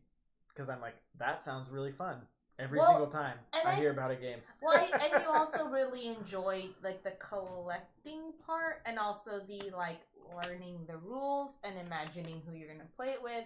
Like as much as people talk about Shelf of Shame and whatnot, I feel like you honestly do enjoy getting the games and like learning the games and the possibility of playing it. I don't really feel like I see you being super super torn up about not getting the game to the table. So I don't feel so bad when we don't get to play very much. Man, I need to be better at planning. I'm all over the place. This is an example of how not to play. The thing is, you're good at these games. Yeah, the breeding throws you off though a little bit. The breeding does throw me off because I get like too fixated on perfect breeds. No, it's kind of messed up. Andrew Legend says I was offered $400 for my Star Wars Queen's Gambit. Couldn't sell it. Too many good moments. Yeah, that's the thing. Battlestar Galactica. Obviously there is probably a price I would sell it at, but it's just such a great game. And at that point, we'd never played my copy, which was the problem. And I had bought it specifically to play with some friends who had moved away, and then the friends that were nearby, we always played this other copy. Yeah. Well, anyways, no, that's why I still have access to a copy. We can still play it. It's okay. It's more about the timing of it all. The timing, yeah. It was, I think, either it had just gone out of print or it went out of print like within months after I sold it. And I think we were not playing, like you were kind of like fading. It felt like you were fading out of the hobby because we were just, our main gaming group like moved away from us. Yeah, or they had kids and they were just a little busier. Or the groups, like the core 6. But also, I think that also when I was working at the hospital and was just like super stressed out. I feel like that was one of the reasons too. You like didn't really have very many people. I think you were at the school, but yeah, I wasn't playing nearly as many games, and I hadn't played games for quite a while, and so I was like, you know what, this is the time to just cull, and that is that. Because I'm not I'm not attached to these games right now because I haven't played any of them for a while. And then, of course, through culling and looking up their like values and stuff, I was like, oh, that game's cool and this game's cool, and so I got back into it at that point. So, yeah, Benita, I agree. We do have limited space, so there is like a hard limit as to what we can fit. There's a hard limit, and yet we are beyond it. It's like the games are. I just don't account for the Kickstarters that are on their way. In spatially cracks me up. Justar said Benita will soon be Scrooge McDucking through piles of games. Benita, if you can figure out how to do a TikTok where you dive into a pool full of your games like Scrooge McDuck, it might take some computer generated graphics or something. But I think you could there could be a practical effects situation. Yeah, maybe a green screen. Maybe animate Photoshop yourself out and then animate. Anyways, you can figure it out. I'd watch it. I'd laugh. Still got my Discworld. I think pork. Onk. More pork. I don't get it. Is that a Scrooge McDuck thing? No, I think it's a game. Discworld and more pork. Still got my. Explain yourself, Kumi. Just make pillow representations. Yeah, Benita can like silk screen pillow. Like she can scan or like get pictures of the games, and then like silk screen. Like and then fill images, a pool with it? No, and put them on pillows and then jump in it. But you know what? Benita just started painting minis. I don't know if Benita wants to jump into the silk screen game for board games. But it's just a Terry Pratchett setting. Yeah. Yeah, it's a book series, yeah. Is it my turn or your turn? It's your turn. Oh, did we just breed? We just bred. I need. Oh, sorry, man. I need to be thinking about that way more. Just cut a shot of a pile of games and Benita busting through it like breaking a surface of water. I'm gonna try and figure out how to animate this. Oh my gosh, that's really funny. That's too funny. Kool-Aid Man style. You could do the Kool-Aid Man, just put a bunch of empty boxes and break through the wall of games. So Andrew, I would let me double check this. So I go here and then I get those ones and I get to place it right away, or put them here, or put them in on the deck. houses. Yeah, you can place them anywhere or put them in the houses. Of course, you can't like place a penguin with a kangaroo or something like that. They fight, but They definitely fight. And then I'm done. Ooh, baby. No, I don't have any animals. Ah. Okay, I gotta get some animals. So I was gonna get this because that would have been great. Your Arctic foxes breed BT dubs. I was just thinking about how meerkats. Tail Wagging Games had played the Bob Ross board game the other day, and not the other day, like a month ago or more. I can't figure out time, but I really want to have a Bob Ross themed party because there are Bob Ross themed party favors. But I think it'd be a really fun, like a stream party, or just a this is just a general fun. party. Okay. Yeah. Yes. Let's see. I mean, we had that Bob Ross and wine night that we did that one time. We did have a Bob Ross and wine night, and I just cut to a short shot of a pile of games, then Bonita Bushy Pursuit. Oh yeah, breaking through the surface water. They also made it into a board game. Just had to look good. Oh, okay, that's the Discworld. Okay, got it. Got it. I'm caught up. I'm caught up now. It's so funny because we're like, we'll pick a shorter game. We'll end early because I've been playing this like game that's in beta. It's like a survival game. Going Medieval is the name of it. And I was like, we'll do a short stream so I can play this video game. And then chat's just so fun. And it definitely isn't a short game. But I've just been having a great time. I feel like Mondays is just fun to catch up. Also, what did everyone play this weekend? Or if you did play something, what did you do? Did we play anything this week? No. We played nothing this weekend. Yeah. It was a busy weekend. time. Birthdays. So what is that so if I passed here, breeding just happened. Like the chat said, breeding just happens. Just like in real life. Okay, breeding just happens. And then I'm going to go here.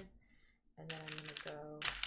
And I can't place this because... Can I place this because I didn't... Can I place it anywhere? Yeah, if it's empty or it has the same species on it.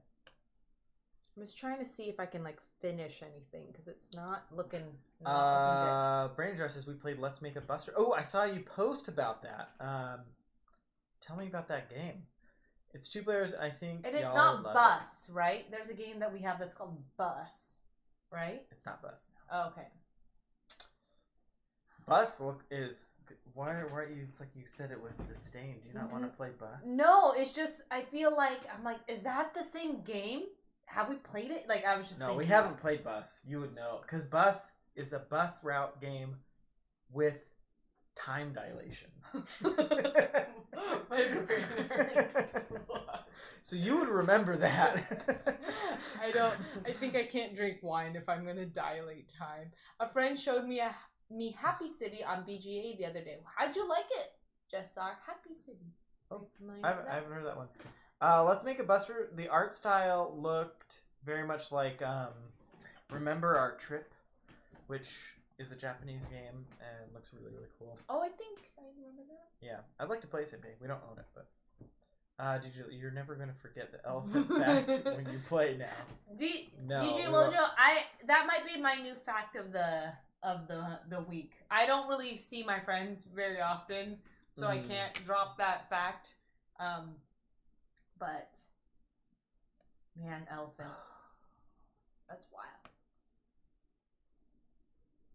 I also really want to play Bus. It's a 3-player game. Knocked out a game of Ticket to Ride, Suro, Sushi Go Party, Hugh with Mom and Kids. Suro was a fun one that we brought to the Philippines, and we had some cousins who were like, came late, and we were all playing like Mysterium and all these different games, and so Andrew was like, oh, we have Suro, And they got so into it. And it was really fun because after we left, we gave it to one of them, one of the sisters. There was like I have cousins. There's 3 sisters. They played it so much, and I just like love. There were so many people that jumped in and played that game because again, it's one of those games that you can figure out how to play by just watching it. So I have a very special place in my heart for Suro, and it's actually a very interesting thing because my family loved it just because it's just so quick in and out, and I have a big family, so it's hard to like. The moment you start playing a 4-player game, it's kind of like you've just kind of like disconnected, and no one cares in my family because it's so big that you can't expect to play a big game. We're not big party game people either. But Andrew brought it to his family, and like his uncle could not handle the theme. I think it's he saw the dragons. He's like, "This is so nerdy." And then we're like, "Get over yourself!" Yeah, I think you're the problem with the theme. It's barely there. I think it's a situation where people get a little bit nervous. Oh, can I just move it? It's like right here, because I went here. Yeah, no, you get one artifact and so you add it either to here or to. How do I get this guy in? When you add a new tile. Oh shoot, I haven't been doing that, but okay, yeah. What have you been doing? I've just been putting tiles down with no animals. And that's what you told me not to do. I realized it was wrong the moment. I've said this so many times. We've got too much wine.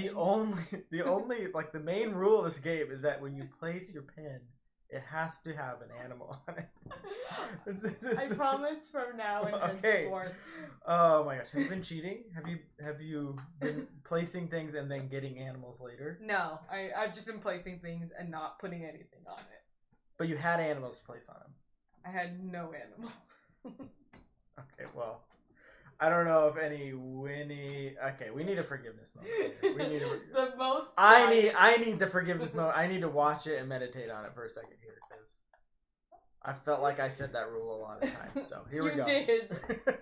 It's completely on me. I take the blame.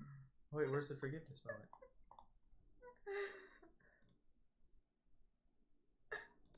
Ah, there it is.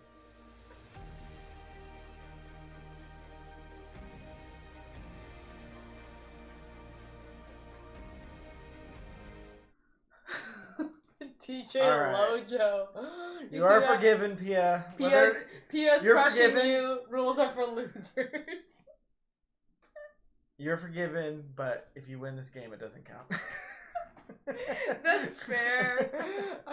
I completely understand. I think what happened was we played this wrong the first time, and I think I'm just like super.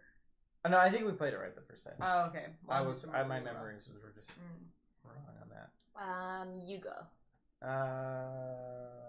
It's me. Check the tape. Brain and Jar, I'm nervous. If we check, I think we're just gonna scrap this tape because it's just Pia just willy-nilly grabbing random animals and placing them on her. Or not grabbing the animals. That's probably my bigger problem. That's the problem. You're not grabbing the animals. Sorry. So you have to grab the animals, which sets you up to grab. So sometimes I've had to like skip something that's really nice that I want because I don't have the animals for it. It all makes sense now. I get it, but also I didn't get it.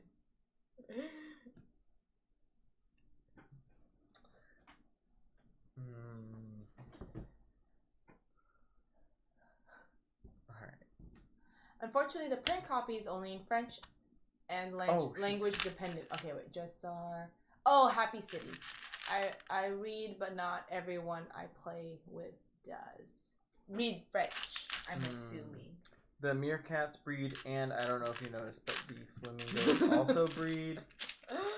The meerkats breed? Mm-hmm. And yes. The flamingos. DJ Loja says, I am the best auto mod activation apparently because losers is one that we have not. Oh. That's the first time we've allowed losers or anyone has written losers in it. So I filled up my meerkat manor over here, which allows me to get an attraction over here. I'm gonna get that soon. And I filled up this Meerkat Manor. Legend, still trying to find out all the best strategies, but I'm enjoying it so far. And I'm assuming that's Blood on the Clock Tower and Lost Ruins of Arnak. Which one are you talking about, Tailwagging Games, in terms of best strategies? We played Blood on the Clock Tower, and by we, I mean Andrew played, and we had a full game, so I just watched everybody and laughed because I knew things and everyone else's eyes were closed. But I loved watching it streamed during TLN. It was interesting to see it also online because we've only played it in person. And then we bought Lost Ruins of Arnak, but we haven't gotten a chance to play it. It's probably going to be a game we play after I finish work. Yeah, which is very soon. Very soon. Finish for the school year. For the school year, yeah. I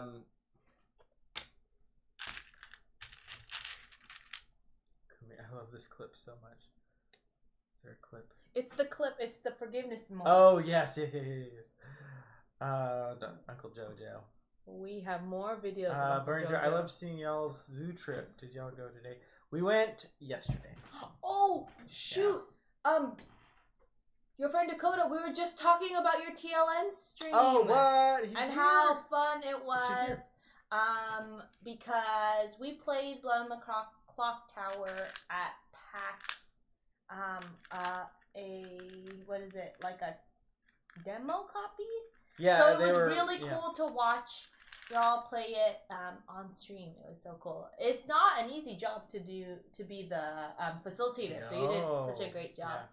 Yeah. Let's see. I could teach the group quickly next time, so we could do a low keyboard night with your Discord. And I'm assuming that is based that's Happy City. Your turn. Oh, nice. Oh, wait. Yeah, it's your turn. Oh, yeah. Thanks, Brandon Jar. Yeah, the zoo trip was so fun. We've been trying to just go out, since we have the little memberships, to just go out, and because it kind of feels like a little walk in the park. And I just love seeing the aquarium. The aquarium is fun. Tailwagging Games, Arnak, although both. Oh, shoot.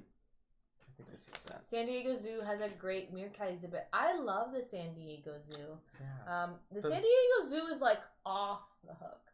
Like there's a bus, a double decker bus that my mom like took off, and she's like, I'm just gonna sit on the bus and you guys walk around the zoo like peasants, and I will ride on this bus. And she just like rode the bus a couple of loops without us. But that's how my mom travels. That's how she vacations. She doesn't want to walk. She doesn't want to hike. She wants to relax. And I like that. Yeah, your friend Dakota, I really wanted to join for that game, but you were playing Nemesis. We were playing the next hour, so we were on the Silverman Taverns, which was right after the.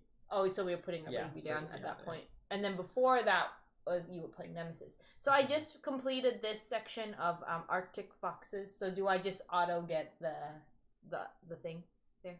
Yeah. So clear the board and gain any one of those. Yeah, there you go. Auntie Bonita, I love Dakota. I love that you call Auntie Bonita. She calls Bonita and Crystal and Panda Angel. I think that's all of them. Maybe there's somebody else. Aunties. Oh man, love it. There's nothing better than being called auntie. I have some cousins and their kids call me auntie, and sometimes they don't call me auntie, and it feels like a punch in the gut. It's a visceral reaction for me, but it's because I just grew up calling anyone that was 2 years older than me auntie. Or ate. Penguins breed. Okay, penguins breed here, and then I clear this. And you get any of these. I'm gonna get the French fry, or no, the popcorn stand. My 4 board game aunties and Anna Marie. Oh yes. My board game mom. Game Freak Yes. Geek Girl. Oh, awesome. Perfect. I love that. Yeah, Blood on Clock Tower is such a good game. Your friend Dakota, I remember I saw an early stream that you did, and you were saying that it's your turn. It is? That like No. that you were playing. That you were like, I don't play a whole lot of board games, but I'm jumping like head first, and I just love that, like just seeing the different games that you play, and also like Blood in the Clock Tower is like not an It's easy, a penguin and not an easy game, and I love it. I love that game because it's kind of we have a lot of friends who grew up playing Mafia and those type of games, and I'm always hesitant to play those games. Again, I've said this before on stream. I'm always the bad guy in those games. And I just have a really hard time being that role. Embodying evil. No. But I really like Blood on the Clock Tower. I haven't played it, but I just feel like I would really enjoy it. And it was just a good reminder, because I think you backed it, right? So we would be getting it. It is a long time coming. But I'm excited. Your stream got me hyped. Yeah. And then your turn. It's gonna show up. I mean, a little bit later. I was gonna say just in time for everyone to be getting back together, but most of our friends now have the vaccine, so we've Washington been able to State do that. has been very pretty good. But anyways, hopefully it'll be here by the end of the year. But yeah. Your friend Dakota says, it's my favorite way to get to know people better, having them teach me games. Totally! That's one of the things that have been so fun playing. I don't know why this one's here. Did you just went right to grab it? Yeah. So the foxes breed, and I'm gonna go here. My favorite. Yeah, that's a great way to. If I had more friends that wanted to teach games, honestly. But in the board gaming community, I mean, it's so because you get to learn cool. a game, you get to learn probably one of their favorite games because they're teaching it. I just like how seeing different people play, and I've said this multiple times, but Just Sar taught us Dragon in the Year of the Dragon, and it's just cool because Andrew's always teaching people games, so it was like nice that you didn't have to learn a game and we were just learning from someone teaching it. Mm-hmm. And I just like, it's just fun because it feels reciprocal, and it feels like a fun like back and forth, like you play, like I'll show you a game I love, and then you like, I don't know, there's something about also like learning about different people's favorite games, and it's kind of like a way, it's kind of like a gift in a cheesy way, but like like I'm gonna help facilitate this fun activity, and it shares a little bit about me because I find enjoyment in this game. Otherwise, I would not be teaching someone.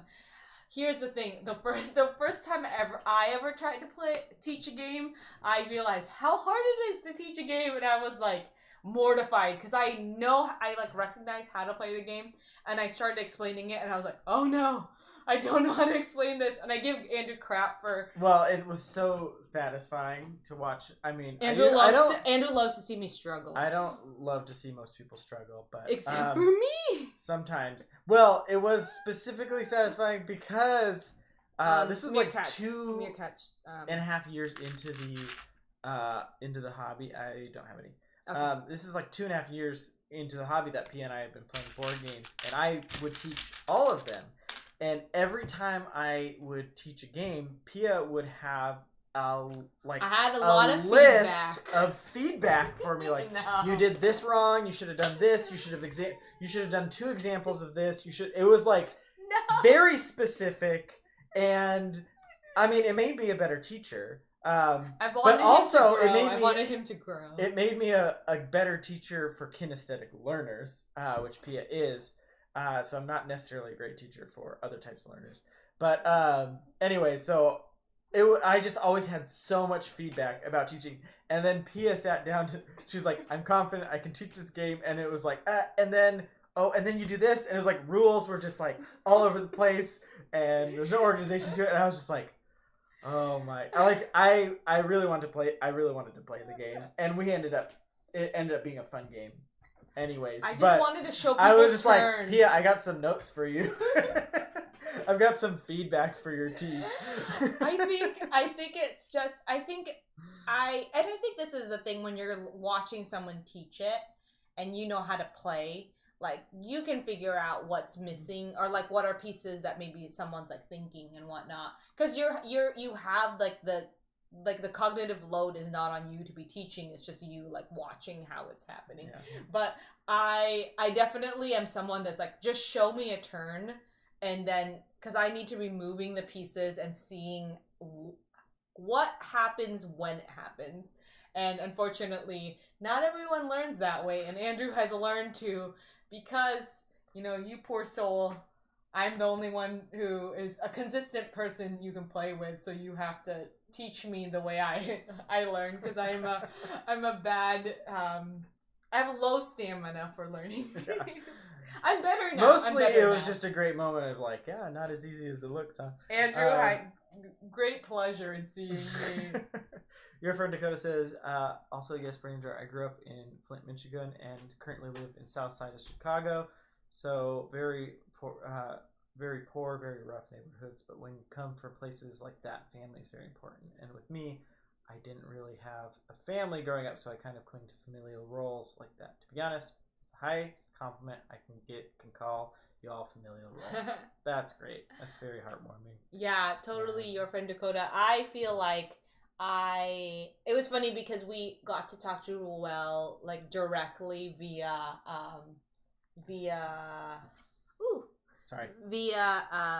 I think it was Twitter Spaces, and there was moments where I was just like, I feel like I need to use like an honorific or some sort of thing that I grew up using, like addressing Ruel directly, because I just feel like he's been a big part of like me finding like being comfortable around games, because at least like other than Andrew playing and then me playing games, I just really didn't see anyone who looks like me playing games. And it's funny, it's like frustrating because I feel like I notice how much I need permission to be in spaces, but then part of me also just like realizes like, oh, it like that permission is just seeing people who looks like me. And I think that was like something that was, I don't know if he like realized it, but he was just like, just being there and having fun in the hobby is really empowering, and you really don't know that that's happening. And I think that's something that I needed the last few years of like, no one needs to make a big scene about it, just be there, enjoy the thing you enjoy. And like that can be very inspiring to people, whether or not you realize it or not. So but the is it my turn or your turn? Oh yeah, let's catch up on chat. Oh, sorry, that was great. And Benny says must have felt Benita. Andrew talks about it so much. Yeah. But yeah, Benny says that's why representation is so important. I can't agree more. I mean, honestly, we've both been gamers for 8 years or whatever, but I don't think you really like. You always kind of me. Yeah. Oh, not like the you as in Pia always. Pia always. Downplay, and like even though she like we would play with other couples like weekly, you still didn't, I think, consider because you weren't learning the games, I guess, or I guess I wasn't the initiator in the games, but you still enjoyed them. Anyways, it wasn't until seeing Ruel playing that honestly, it's like Ruel, and then afterwards Benita, because Benita, your streams during happy hour, I love them. I literally like, I don't know if I was like a month or 2 months into maternity leave, and I was just like, I'm a homebody too, so I'm like, I don't want to go out. I don't really see my friends very much, but I did love happy hour, and it was literally like, I was like, Andrew, take the baby. I'm gonna drink my like wine, and it was just fun to just watch. You were playing I think it was the lawyer game at that point. But it was like, I think it was just being Phoenix Wright, yeah. And I think it's just that like combination. It's so interesting because I even like Brain and Jar, we shared one of your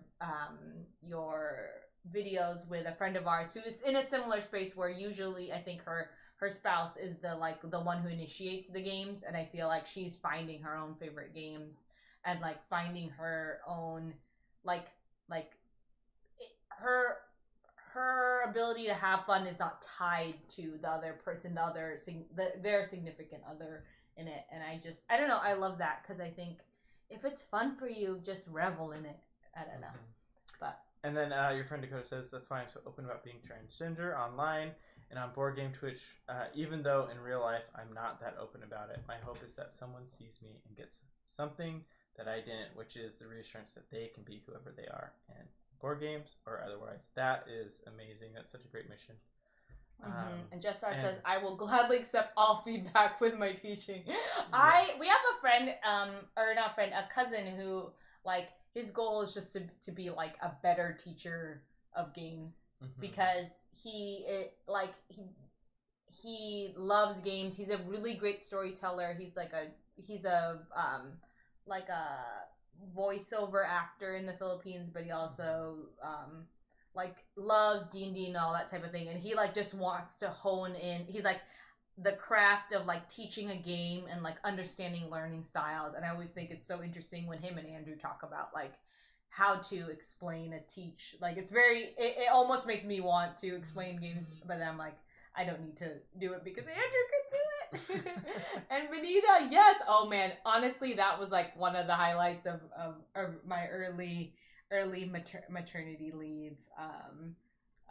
Just kind of finding like a really good introvert place to hang out and chat with people at my own pace while I was either feeding the baby or not taking care of the baby, and Andrew was in charge. And then we can switch over. Oh yeah, we'll switch back to the game. Sorry, conversation got real there for a moment. Yeah, I mean that's what their games are, also the conversation in between, along with the game. Apparently, I don't have the emote. No. Jess, thank you so much. I translated it when I saw it. Yeah. Thanks for sharing your friend Dakota. That's always appreciated. Absolutely. Yeah, my friends and I have like really talked about being sometimes like there's seasons of kind of being very like open and like directly sharing yourself, and then sometimes there's seasons of just being a person in a space, and it's just kind of what you have the space and capacity for. And I just love playing games and being bad at games and being good at games. I don't know, it's just been a really fun season, and also just kind of a season of challenging. Like people are always like, oh, you don't have time to play games or do hobbies when you have a kid, or like you don't have time with your significant other once you have a kid. And I'm like, I think that's BS. Like I think there's ways to adapt, and there's always, I think it's relative, and I think I don't like absolutes when people say like there's no time, there's I mean there's days where it's like, oh yeah, there's not a lot of time to think or do much, but you know, when you just make the time for it, and you know, I think that's what helps us is having an audience, I guess, or like having the stream. It's like kind of, it's just that level of commitment where we're like, we've committed to do this, we're gonna go do this thing, and then it gets us to do it. So well, and me too. Like even like I've heard a lot of people be like, "There's no way to get new friends when you're older," and I'm like, I mean, I know, I understand the sentiment is that it feels that way and that it feels hard, and I, as an introvert, have a really hard time with that. But I also think that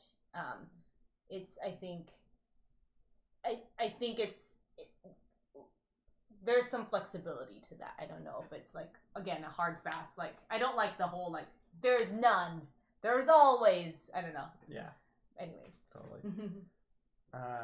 Benita says, I love watching you too. I'm glad you decided to stream. Oh, Benita, thanks.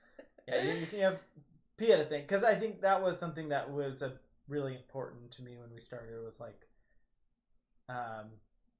nothing against any of the like white guys streaming because I'm a white guy streaming, but I was like, I don't want to stream if it's just me, if that makes sense. I was like, if we do this, it has to be 50-50. That's why we share the same screen name and all that stuff, is because I don't ever want it to be like, oh, it's Board Game Spam who's Andrew and then Pia. It's like either it needs to be Pia and Andrew or like 50-50. Like alternating. Anything less, I feel like we're failing the job. Well, I think also you are very much a board gamer with like the way that you enjoy games.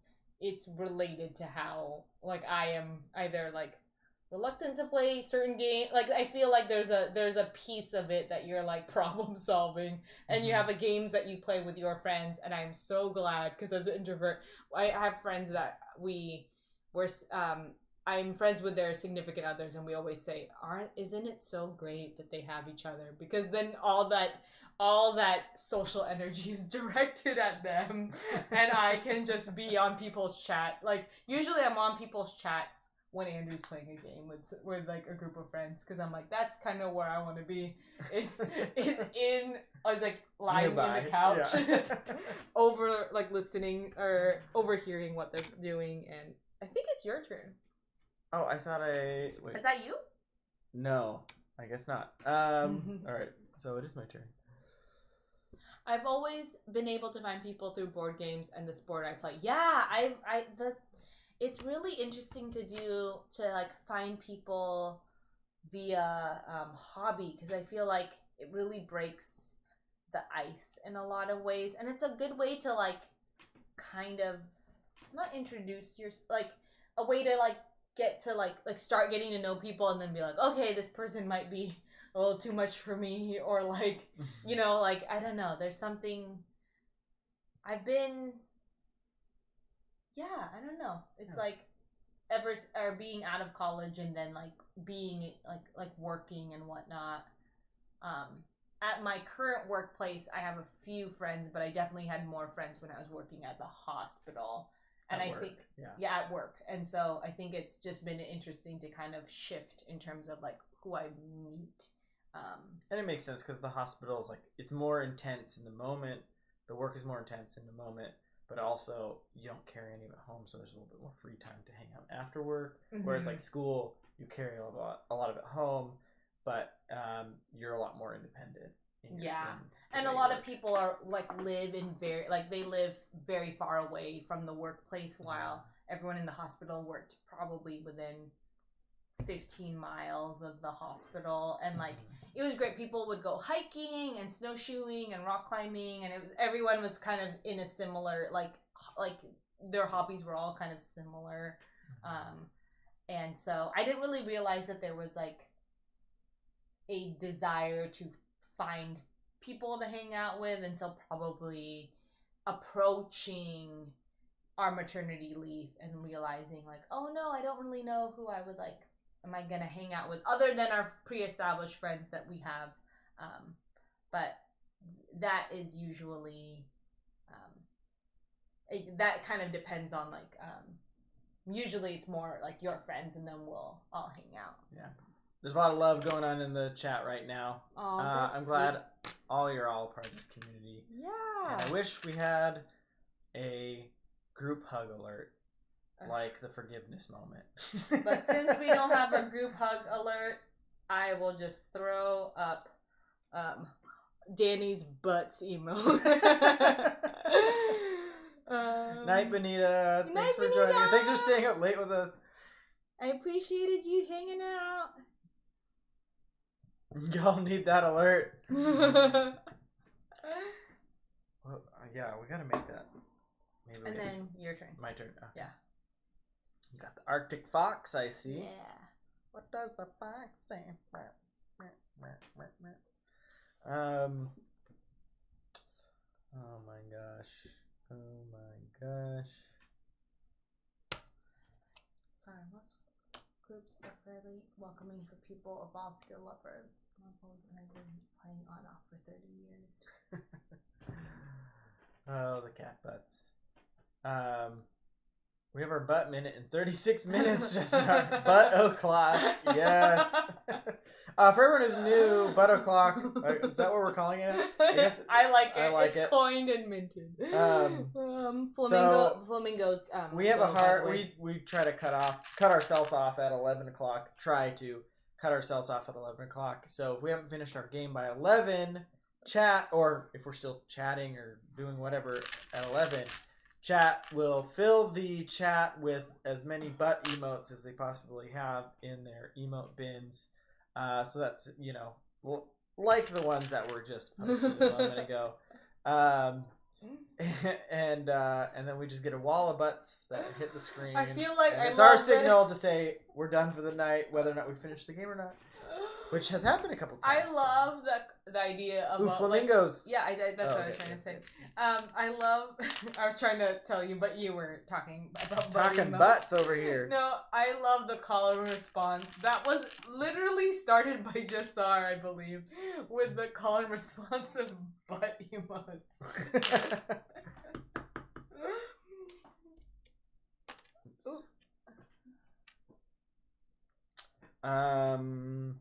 Okay.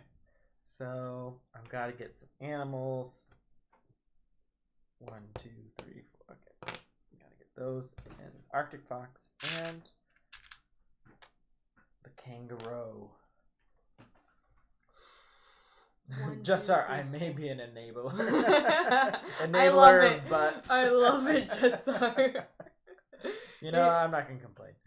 It's probably one of my favorite stream related memories. It's so funny. We'll see to if we me. hit. We are 34 minutes away. I think we can finish before 30. Yeah. I just gotta fill this little space.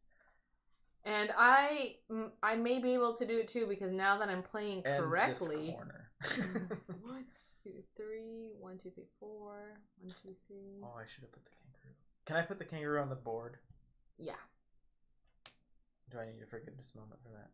No, because I have had some flagrant fouls in terms of things I should have done a long time ago. Okay, I'm gonna go here. It's gonna. Enabling is the fuel of introverts.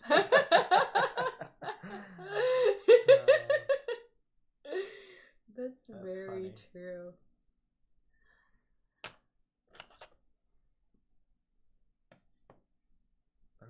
A little Meerkat Manor, huh? Alright, where am I going here? Yeah, it's funny. I've now that things are opening up, we've seen a bunch of friends more often, and I love hanging out with them. But I'm also realizing how just kind of being in and out of people's chats is just introvert heaven for me.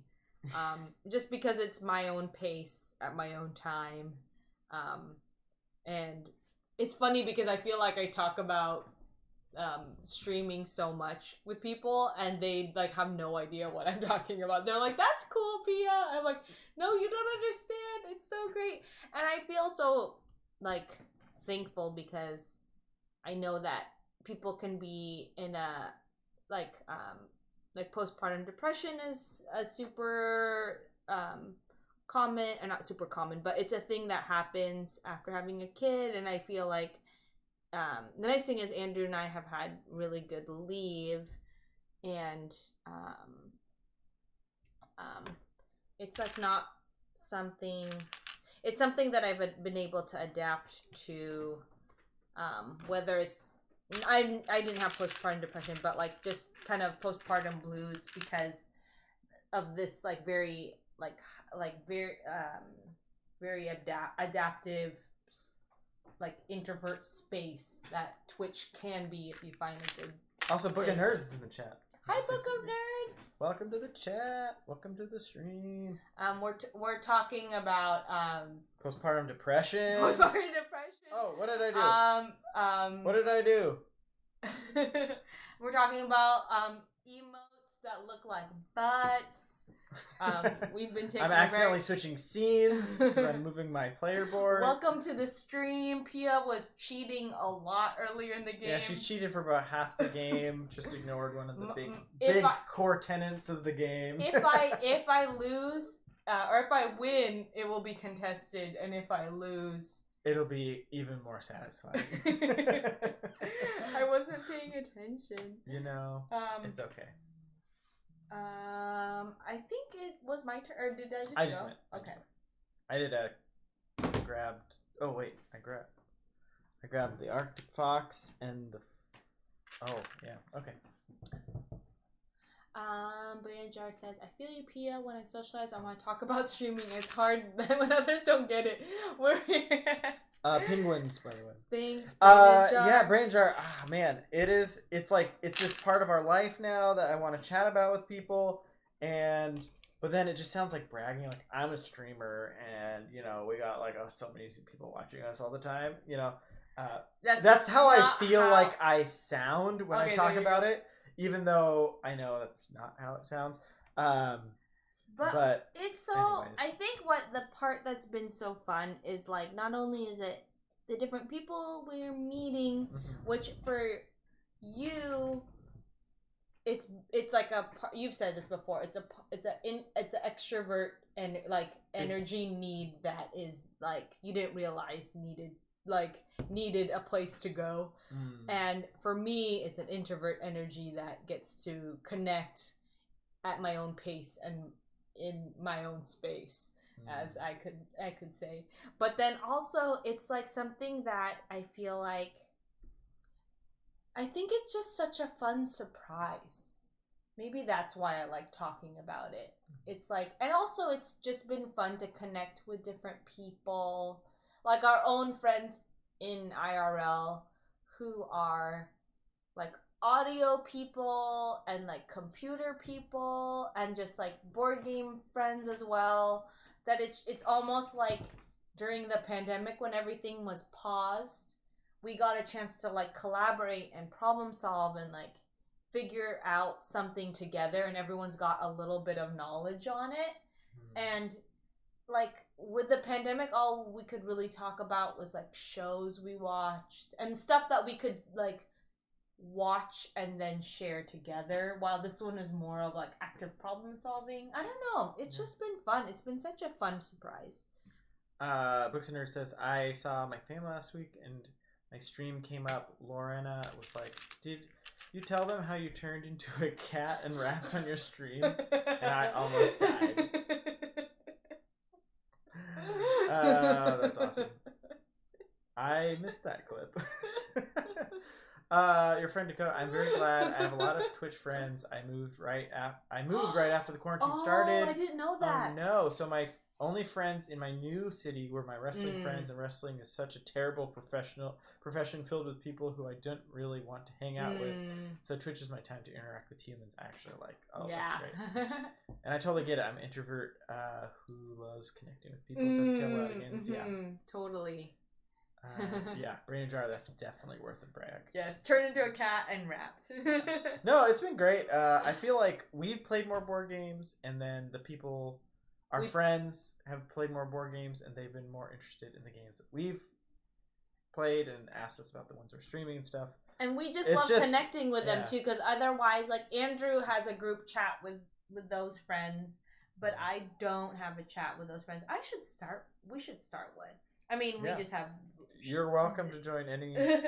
No, but it's just like I think it's a way to just kind of like be a part of our current friends' lives, and then like also do the meeting new friends. I don't know. There's something also about kind of the variety that it provides in the evening with just different people, and then also we're just getting to play the games so many that more we have. Games, yeah. So the foxes. And Andrew gets really antsy when he watches a lot of shows. Like, I could watch like TV shows over and over. I can like rewatch the same stuff. I can like watch new movies and whatnot. And I think, Andrew, you prefer a little bit more active. I need interaction. I need I need activities that I am doing instead of observing. If it's like watching a movie for the first time, like I'm totally into that. But even like we recently watched the Apex Legends is having a big tournament right now, and I watched that with some friends the other day. The Moy, who's in chat. Well, and it was fun. It was really fun to watch, but like I think there's something in me that's just like if I'm like I don't want to watch someone have fun. I want to have the fun. Does that make sense? Like, but so the even thing is, like you got to have the fun because you got to go hang out with your friends and but watch it made me just want to play Apex. Yes. But like even like you love watching Twitch a lot more than I do. Like I'll drop in for a minute in a lot of Twitch things, but like I just want to be like I want to play the game. I want to do the thing. Well, and I think that's the thing. You have to be the one who learns the games typically, so that I think the burden of learning the games is on Brandon you. Jar, Andrew, that's me. Or that's me, Andrew. Yes. Yeah. That's why I think like watching sports, even watching live activities that I intrinsically really enjoy, I'm still like totally fine doing that to spend time with friends. But if I'm going to do the preferred activity, it would be playing that game. Mm-hmm. Is that you or me? That was me. Well, and here's the fun thing. Meerkats spawn, or not spawn, but go. But the funny thing, too, is that also with Twitch, me and a friend, Mrs. Boy, who isn't in the chat, but she and I found a DJ that we get really excited about. And we're talking about this DJ and the random hot tub stream that he did, which isn't really in the hot tub. It's just in like an overlay. And it's just like stuff that's like, oh, I love having like new things to talk about my friends. Yeah. Talk about with my friends, I think is the thing. Justar says it's like baseball for me is a sport I hate watching, but when I play with friends, the challenge and for the challenge and teamwork. Yeah, that's great. And then Brain Trust Twitch, though I get the interaction unlike a TV show. Mm-hmm. Yeah, the interaction of Twitch I think does change it. Especially if I'm in a channel where I feel like I know the person a little bit better or we've interacted more. And then I'm like definitely way more into it. Yeah, Andrew likes like going into Twitch streams that he's familiar with, and I'm just like randomly dropping into random food, like all the random channels if I can. I haven't been able to do that as much when I've been working. DJ Lojo says, Andrew's like, thanks for watching our stream. I wouldn't have done it, but thanks.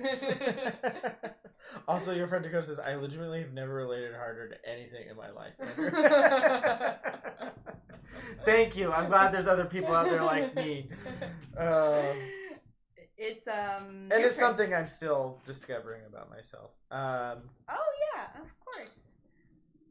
I mean, we've talked about how us streaming, and it's because I wanted to stream, as being the biggest curveball of the year for us, yeah. Like in terms of socially, not like in the world or whatever. Mm-hmm.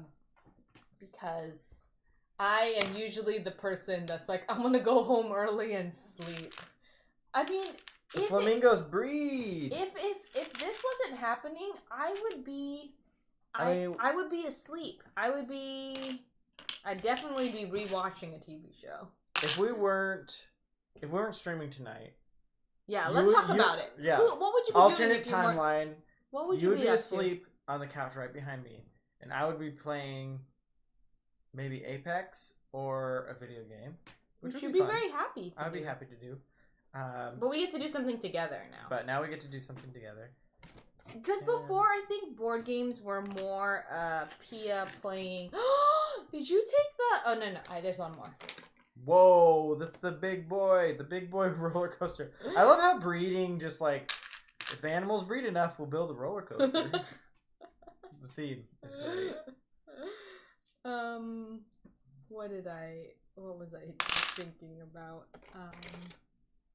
Yeah, what you would be doing if you weren't Twitch streaming or being in chat. Like, I feel like I would be I'd be sleeping or napping. And that's the thing. I nap and then I move. I'm like, I should be sleeping, and I'll just move to the room. But it's because I'll be like sleeping on the couch while Andrew plays video games because I'm like, I'm participating, but I'm not. Jeff says 9:30, usually my bedtime. I feel you, Pia. Absolutely. I'm always like on the way to. I'm just slowly like lying down to the point where then I'm like, and now I'm asleep. I'm like in the middle of conversation, then I sleep. I found a board gamer that sings amazingly recently, though. Is it? And it's a different board gamer than Game Freak Geek Girl Legends. And you get to fill your social media up at the same time, like Sims. Absolutely, like Sims. DJ Lojo. I played a lot of Sims, and I definitely understand that social media streaming brings people together. That's so true. I love it. There's something Andrew and I have talked about this when we go on walks, where it's like there's something very exciting to be all in one place at one time, and it might just be because it's just a different thing. There's a couple of artists that I follow on YouTube, and they do live premieres of their videos. So it's similar to streaming in that.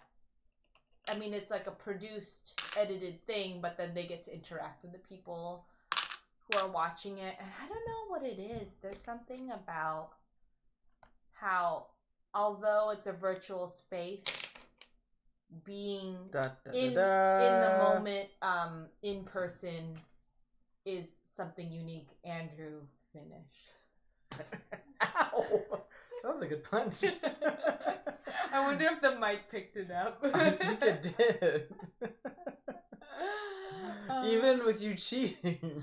Justar says, I've been following a lot of singers lately on Twitch. Oh, Justar, you should let us know because you have directed us to one of our favorite streamers, the Korean couple who we were talking about earlier. Legend says, I hang out in board game streams and singer streams. I wouldn't have guessed. Legends. Justar says. Brainjar says, same Pia, I wanted to stream and Miguel had zero interest. But now he's hooked. That's good to hear.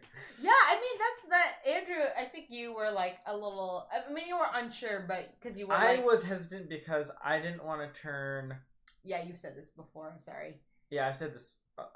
If you've heard me already, you can turn your brain off for a second here. Sorry, I didn't mean to like stop you, but there could be new that's listeners. True. Basically, I was afraid of turning something a hobby or something that I really enjoy into something that I have to do or an obligation, and that was a fear of mine. And then after our first stream, suddenly I was like, that was like it elevated the whole experience. Like, I love playing games with you, but I think I enjoy playing games on stream even more. With me. Yeah, with you. Yeah. No, just kidding. Except for when we get super distracted. No, Yeah. just kidding. It's so fun to get distracted on stream. And it's so fun to play our games. Yes, it is Feels very fun so to get through our good. games, yeah. That's Miguel's concern. But yeah, I feel like streaming games elevates the experience for me. Tricky, no wall of butts. Also, Tricky20 played Power Rangers with us. And that, I was telling Andrew, and I've said this before. I feel like we could retire from streaming at that point because we love playing games with Tricky20. And finding the just right game was so fun. But honestly, I feel like streaming has given me a chance to play more games with our friends. Because even we played Too Many Bones, which I was kind of not sold on the first time we played. Then we played it with the Moy because I was like, well, I need to refresh on the game because we might stream it the next day. Mm-hmm. If I'm enjoying, it's so interesting. It kind of cascades. I think I don't default to playing board games. That's not my thing that I want to do typically in terms of my spare time.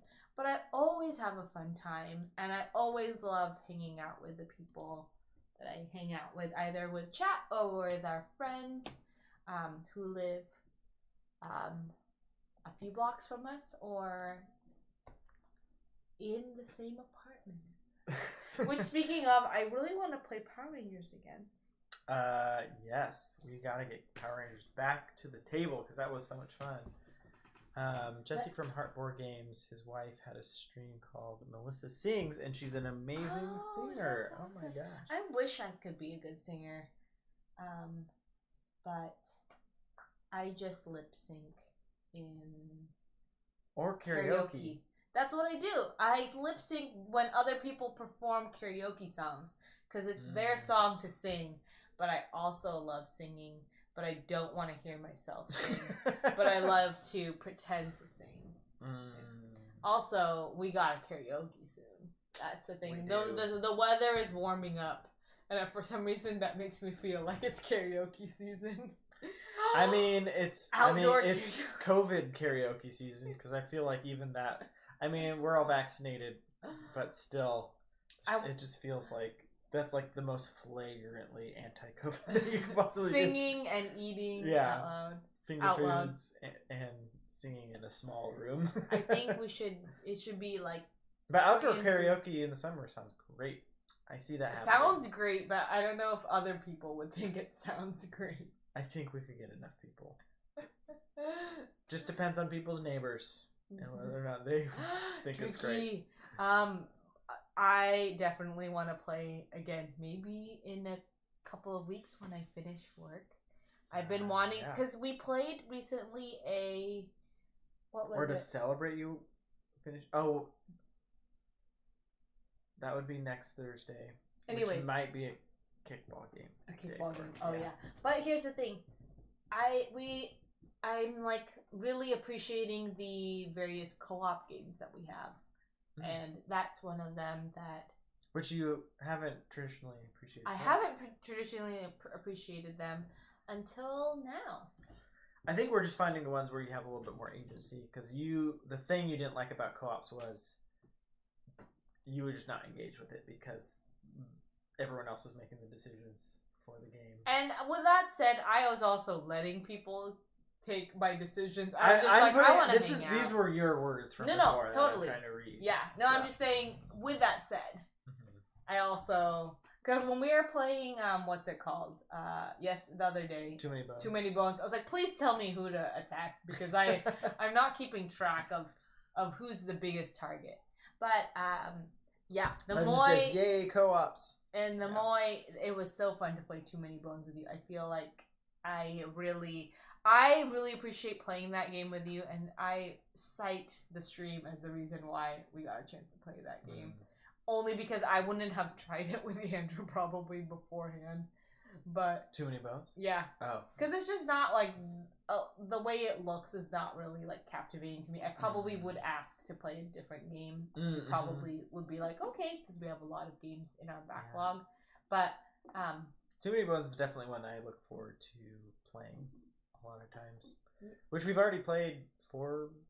I've played 4 times. Yeah, I mean, I would definitely play again. I have like different things. Actually, when I was falling asleep, I was thinking about what I could have done better, and that's not the thing that I usually think about. Yeah. I mean, each character in that game is pretty deep, which is great. And Aeon's End was also a good one too, thanks to Legends. Totally. Yeah. Legends says I played 2 co-ops with 2 competitive games this past week. DJ Lojo, careful talking about too many games. You could trigger Andrew into culling them. That's true. Yeah, it's like, those games are too good. I gotta get rid of all our other co-ops. It's not happening. We do have a stack of games that we are trying to cull, but half of them have never been played, and we've been playing so many games. It's like, they could get played, so maybe... They could. Maybe we need to give them a try at least before they go out the door. Who knows? Well, but then some of them maybe just were mistakes from the beginning, and I was just delusional. Well, but here's the thing. Also, our friends are playing more games, and I really want to play Obsession, the game that Mrs. Moy plays with the Moy. And because I saw Brandon Jarrett's video about it, I'm like, this is the game that they've been talking about. And I'm like, well, I like that game too. I feel like my interest in different games has like increased now that I have more people to talk about games other than you. Just Tune is heading to bed. Good night. Nice. Josar says, I have a Joining. stack of games for donation myself. Rising Sun is in there. No, not Rising Sun. Josar, I still want to try Pipeline. I watched a little bit of a video, and I was going to say, if I play Pipeline just because we almost played it with Josar, that's probably enough because you had that in... We've had that for a little while now. Which game? Pipeline. We've had, yeah, it's probably one of our oldest unplayed games, among others. And then I'm calling games I haven't played. Legends DM says, yeah, it's like if it hasn't been played in so long, then maybe there's just no interest from others. Mm-hmm. And DJ Loja says, have you played the new Dune game? You know, there's a story there. I have 2 friends who own it that got it when it came out, and I really wanted it, but I was like, I can't justify getting it if I've got 2 friends, not 1, but 2 friends that own it. So my chances of playing it are very high, and I can't wait to play it. I'm very excited to play it. Sounds super, super good. So you don't have it? I thought I saw it in your... We have the old Doom game. That's like the 1970s game. Oh, God. Which is a whole experience. It's a whole thing. Do you like it, DJ Lojo? Is there a reason why you ask about it?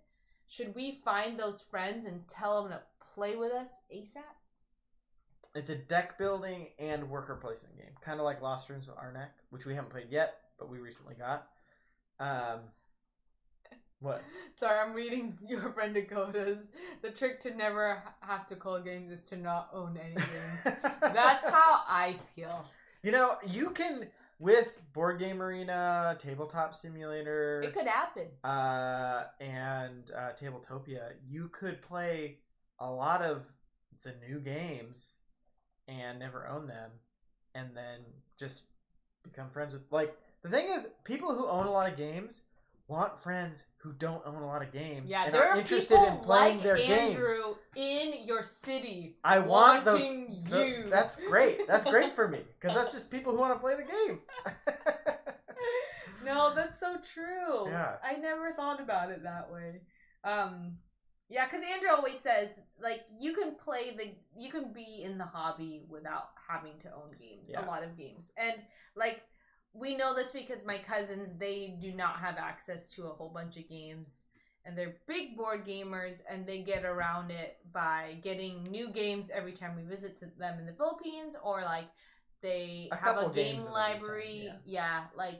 And so I think we've talked about the distinction between board game collectors versus board game players. Like, the hobby, it's like...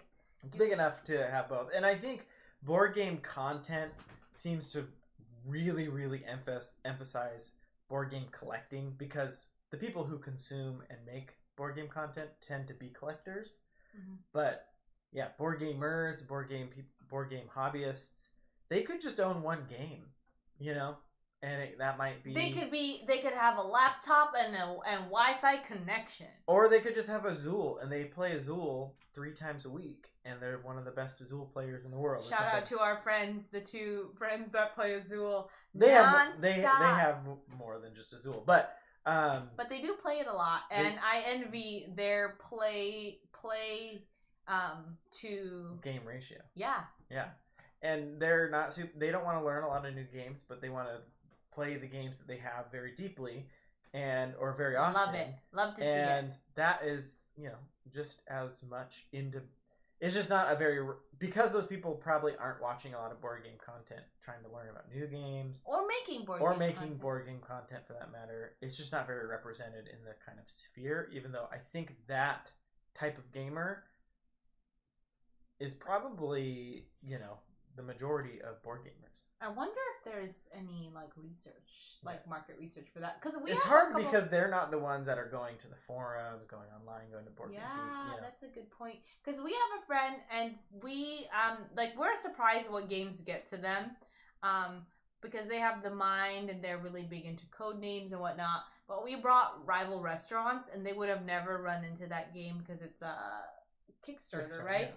But they played it, loved it, and then later they sent us a picture and they're like, we bought it! And I was like, yeah! But they played Pandemic with us, and they're not searching for new games, but if they played it and they really love it, they'll go and buy it because we don't live super close to them. And I think if it was left up to me, I'd probably be someone like that who, like, if a friend brought me a game and I loved it, I would follow up and probably buy it. But I'm not, like, I can't really imagine what I like. Like, I have a hard time, and maybe that's because I'm a kinesthetic learner. I just can't really, like... When you hear a mechanic, you're like, so what? Yeah, and I think that's why when I see people on streaming a game, I'm like, Andrew has given me the synopsis of that game, and he probably gave me a great pitch, but I don't trust him. No, just kidding. I don't believe what he has to say, because I need to see the pieces moving. I need to, like, see how interactions look. I need, like, Jassar to tell me, hey, like, this might be something that, like, it's okay if this happens in the game. Like, this, like, I don't know. There's something about, like, actually being in the game and playing it and move and like the consequences of a turn are like, hey, save that piece that might be helpful later. Like, that's, I don't know. I need that, or else the game doesn't click. I don't know. But and Jassar says yes and no. I want friends to buy some of the games that I don't. I spent a ton on Kickstarter the past week. You know, Jassar, I haven't spent a ton on Kickstarter in the last few months, but the previous 2 years, I spent a lot on Kickstarter. Before we had our baby, basically, that was the thing that changed.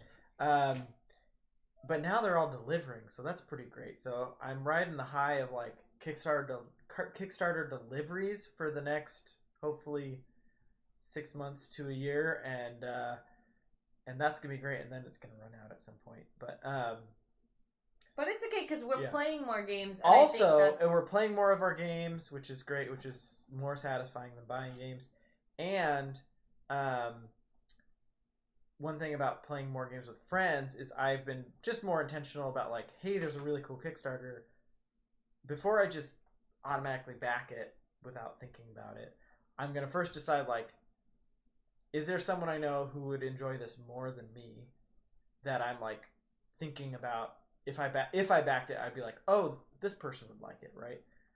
I'm trying to post those games and be like, if they're interested enough to back it themselves, then it's worthy of being in our circle. And if they're not interested enough to back it themselves, I don't need to get it, and it can just not be in our circle, and that's okay because I have enough games. So, but here's the one thing though, I've backed more Kickstarters than I ever had before. What Kickstarter have you backed? Badland Wolves. Oh yeah, it's a card game, but we do talk more about Kickstarter now because yeah, before it was true. like, I get it now. Yeah, before I would just be like, we had our budget, and I was like, I'm gonna back this month, and I'm gonna back that this month, you know, so on and so forth. Jassar says John Company 2nd edition, Station Fall, Bear Raid. Whoa, what's that? Asking for Troubles, Big Box, 1860, and probably some others. You missed Kabuki Kid. Just John Company 2nd edition looks amazing, and Station Fall looks really great. I backed Station Fall at the $1 pledge because I was like, I need more time to think about this and whatnot, but maybe I'll upgrade it at some point. Hi, Kabuki That's Kid. a conversation for later. We are just talking about how Jassar might come and visit Seattle. Wait, what? No. Jassar just said, does this mean I have to make a field trip to Seattle? Is the thing. This is the time of the year to visit, if not. Yeah. But how are you doing, Kabuki Kid? And Bear Raid is a Ryan Corney's or Courtney's? Third game. Oh, Pipeline and Curious Cargo. Interesting. Which we have both and need to play both of those. Ryan Courtney. Bear Raid. That seems like a departure of the themes. Like Pipeline, which is like oil pipes, Curious Cargo, which is like shipping, and then Bear Raid. I need to look that game up. Dealing with this heat wave. Oh is my god. Kabuki Kid, I am... Are you in the Northwest here? Is that... Or is there another heat wave in the world? We have a baby, and we're realizing this baby is very heat intolerant, and he will sleep super close to the fan, and so he takes after Andrew because these two homeboys can't handle the heat. You've gotten better at it since you've like traveled to the Philippines. Since we've been together. Yeah. Yeah. I keep the apartment very, very warm. Justar said he made some lighter game because of the family theme. I do love. I feel like January through now-ish, there's just been so many 2-player games on Kickstarter. I backed a number of them back in January, February. But there's just so many more 2-player games because that's what people could play test over the last year. Which I think is pretty cool. Interesting. Yeah. It's cool that people were adapting in that way and still playtesting and making new games, but making ones that fit our current situation. Of course, those games won't be out till we're past needing a bunch of 2-player games, but we could use as many 2-player games as we want. He made something lighter. Oh, Deceptively Complex. Oh, is it one with a simple rule system, but then a lot of strategy? Cool Czar. I've also been in New York a lot. Grew up in New York State. I've been in New Jersey a ton. Oh yes, Northeast New Jersey. Yeah, we have a friend who's in New Jersey area, and so we're more familiar with the weather. Because he tells us about it. Because we grew up in a very mild climate of the Northwest, and yeah. Legend says my newest Kickstarter is the game Andrew says I don't play. Lol. Yeah, for anyone who wasn't here earlier in the stream, I was just spitting off lies about who was playing what because I got something wrong, and so I just leaned into it. That's what we should just start, like at the top of the hour, just start making up, like just the most off the wall board game. Did we miss the 11 o'clock hour with the butts? But we didn't really mean to stall because I do want to play that one board game that I've been playing called Going Medieval. O'clock, as Grimdog said. Oh yeah, Solani and the girl who made the stars. Oh, that Kickstarter, yes. That looks super cool. I missed it though. I was thinking about it and then it just ended, and I missed the boat. Both of those games look really cool though. We also gotta add. I mean, the butts. I love the emote wall. That's a good butt. That's a good butt. Eclectic Camels. Camel. Like they go like side to side. They're a full camel, but when they're floating around, they're definitely a butt. What's the jeans butt? Where's that from? From Justar. I love it. I'm also gonna drop D-Foobs just because I feel like it's schmexy. It's in the same spirit. It's the same, yeah. Oh, that's Felicia Days. Oh, I didn't even know she streamed actually. I just got Shiver Me Timbers, a new Kickstarter acquisition. I can't wait to try it out. What was it? These butts. The butts just are so fun. She's one of the few people who had a one-time subscription ages ago. Oh, so you just have the emote forever. That's crazy. Whoa. I didn't even know that was a thing. That's a setting? Yeah, must not exist anymore. Well, thank you everybody for hanging out and being a part of our very long, drawn out New York Zoo. Our 20-minute game of New York Zoo, which we always 20-minute. I mean, that's what the box says, right? 30 to 60. 30 to 60. Oh. 2 players, I feel like. Yeah. Any suggestions for whenever it's rating? wall of butt. Whenever we Mondays are always just fun because it's just a fun time to catch up with people. So the Jesse Cox is the same way. I got one of those subs too. Let me know if you'd like to play. Yes, definitely. Yes, we would. Probably not till P is on summer break, but I want to play, especially knowing that it's one of the games that you have had the longest and haven't had a chance to play.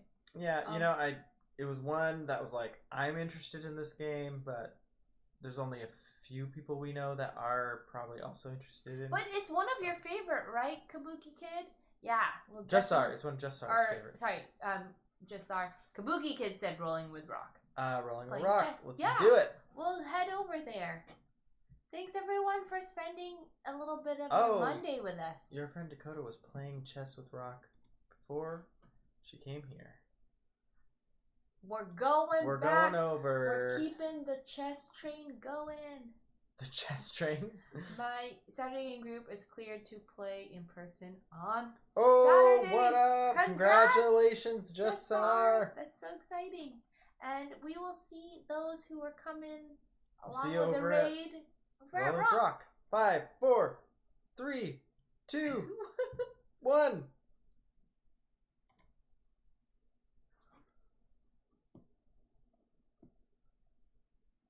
And should be working. I think I should have went there. Oh yeah, pull it. I have Yes. returned.